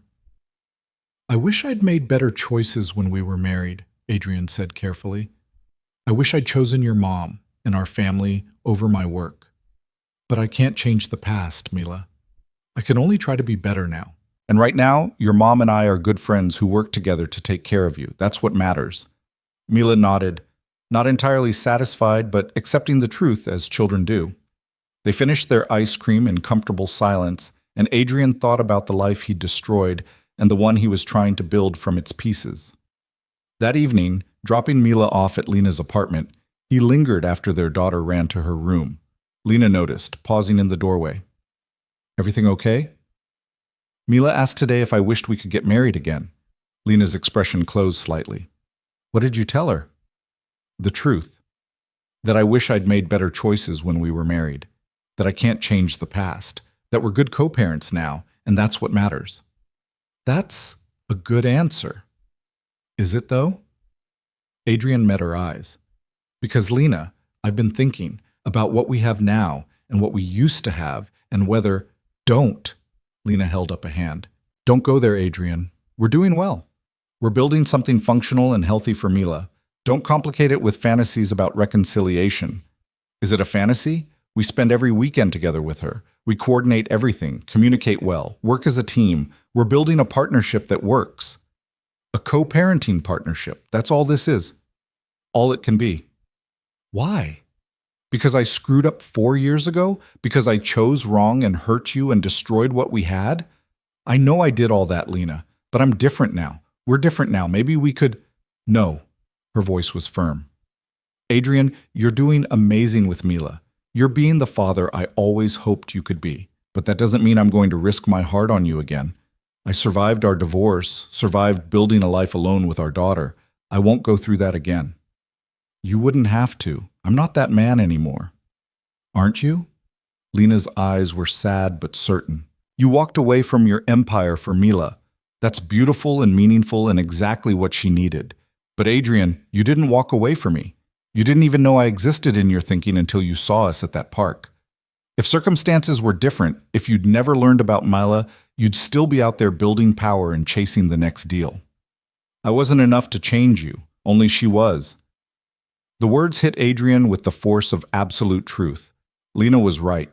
He'd transformed himself for Mila, not for her. The woman he'd once loved hadn't been enough to make him want something different. Only his daughter had been. I'm sorry, he said quietly, for not changing for you, for not realizing what I had until it was too late. I know you are, and I've forgiven you, or I'm working on it. But forgiveness doesn't mean reconciliation. It just means I'm not carrying anger anymore. We're good, Adrian. We're better than good. We're functioning co-parents who genuinely like each other and want the best for our daughter. That's more than a lot of divorced couples have. Let's not ruin it by trying to resurrect something that died for good reasons. Adrian wanted to argue, wanted to make the case that they could build something new from the ashes of their marriage. But looking at Lena's face, at the certainty there, the self-protection that came from hard-won wisdom, he understood that pushing would only damage what they'd built. Okay, he said. Okay, you're right. I'm grateful for what we have. I won't complicate it. Lena nodded, relief evident. Thank you. And Adrian? For what it's worth, I'm proud of you, of who you're becoming. Mila's lucky to have you as her father. The validation meant more than Adrian could express. He left the apartment feeling both disappointed and grateful. Disappointed that romantic reconciliation wasn't possible, but grateful that he had Lena's respect, her friendship, and her partnership in raising their daughter. It was enough. It had to be. Fall arrived with its annual promise of fresh starts. Mila started pre-K, nervous and excited in equal measure. Adrian took her to the first day, held her hand while she clung to his leg, then watched her bravely walk into the classroom when her teacher called. He stood outside the window like a dozen other parents, watching his daughter navigate this new world, ready to intervene but hoping he wouldn't have to. She was fine, better than fine. She made friends immediately, threw herself into activities with characteristic enthusiasm, and came home every day with stories and artwork and a vocabulary that seemed to expand hourly. Adrian attended every school event, every parent-teacher conference, every holiday program where Mila performed with varying degrees of success. He became a familiar face at the school, the dad who always showed up, who volunteered for field trips, who knew all the other kids' names and their parents' faces. It was at the Halloween party, Mila dressed as a purple dragon, naturally, that Adrian met Dr. Sarah Chen. She was another parent, there with her son David, who was in Mila's class. They started talking in the casual way parents do at school events, discovering they lived in the same neighborhood and often took their kids to the same park. "You're a single dad?" Sarah asked, watching Adrian fix Mila's dragon tail for the third time. "Divorced, co-parenting with Mila's mom. She's in Brooklyn, I'm in Manhattan. We split custody fairly evenly. That must be challenging." "It works. We make it work for Mila. That's what matters." Sarah smiled, warm and genuine. "That's refreshing. My ex-husband and I can barely be in the same room without arguing. It's nice to see divorced parents who actually function as a team." They exchanged numbers for potential playdates between Mila and David. Adrian thought nothing of it beyond the practical advantages of having parent friends. But over the following weeks, Sarah kept appearing in his life. At the park, at school pickup, at weekend events. Their kids played well together. They had coffee while supervising playground adventures. They discovered shared interests and easy conversation. It took Adrian embarrassingly long to realize Sarah was interested. That the casual conversations and frequent encounters weren't coincidental, but orchestrated. That the single mom with the kind smile and easy laugh was carefully, deliberately making herself available. "She likes you," Lena said when Adrian mentioned Sarah during one of their weekly coordination calls. "You should ask her out." "I'm not looking to date anyone." "Why not?" "Adrian, you're 42. You're not going to stay single forever just because our marriage failed. You're allowed to move on." "Have you moved on?" Lena hesitated. "I've been on a few dates. Nothing serious. But yes, I'm open to meeting someone. And you should be too." The conversation unsettled Adrian. He hadn't thought about dating, about relationships beyond his connection with Mila and his co-parenting partnership with Lena. But she was right. He was allowed to build a life that included more than just fatherhood. Still, he hesitated. Sarah was wonderful, kind, intelligent, with a son who got along great with Mila. She represented the kind of normal, healthy relationship Adrian had never managed to build. But starting something new felt like tempting fate, like risking the fragile stability he'd worked so hard to achieve. It was Mila, surprisingly, who pushed him forward. She'd been playing with David regularly, and one Saturday afternoon she asked if David's mom could come to dinner with them. "Why do you want Sarah to come to dinner?" Adrian asked carefully. "Because she's nice, and she makes you smile different." "Different how?" Mila scrunched up her face, thinking. "Like you smile at me because you love me. But you smile at Miss Sarah like the princes smile at princesses in stories, all soft and silly." Out of the mouths of children. Adrian realized his daughter had seen something he'd been denying to himself. That maybe he was interested in Sarah, even if he'd been avoiding acknowledging it. So he asked Sarah to dinner, just the two of them, adults only, at a quiet restaurant where they could talk without supervising children. She said yes with a smile that made Adrian's chest tighten in ways he'd forgotten were possible. The date was surprisingly easy. They talked about their kids, about co-parenting challenges, about careers and interests, and the lives they'd built. Sarah was a pediatric surgeon at Mount Sinai, brilliant and dedicated with a schedule that somehow accommodated David's needs and her demanding profession. She was divorced from David's father, who lived in California and visited quarterly, leaving Sarah as the primary parent. "It's hard sometimes," she admitted over dessert, "being the only one who shows up for everything, making all the decisions alone. I envy what you and Mila's mom have, that partnership, that shared commitment. It took work to get there, and a lot of mistakes on my part. Lena's more generous than I deserve. She must see something worth being generous about." Adrian thought about that, about the man he'd been, and the father he was becoming. "I hope so. I'm trying, at least, trying to be worth my daughter's trust. From what I've seen, you're succeeding." They started seeing each other regularly. Nothing rushed, nothing complicated. Dinner once a week. Coffee dates when their schedules aligned, coordinating play dates so Mila and David could spend time together. It was adult and healthy, and nothing like the intensity Adrian had experienced with Lena all those years ago. It was also nice. Surprisingly, wonderfully nice. "You're dating," Lena observed when Adrian dropped Mila off one Sunday evening. "The surgeon mom from school? Is it that obvious?" Mila won't stop talking about David's mom and how pretty she is and how she smells like flowers. So yes, obvious. Lena's expression was complicated. Genuine happiness mixed with something that might have been wistfulness. "That's good, Adrian. I'm glad you're moving forward." "Are you? Really?" "Really. You deserve to be happy. And from what Mila says, Sarah's good to you, good with Mila.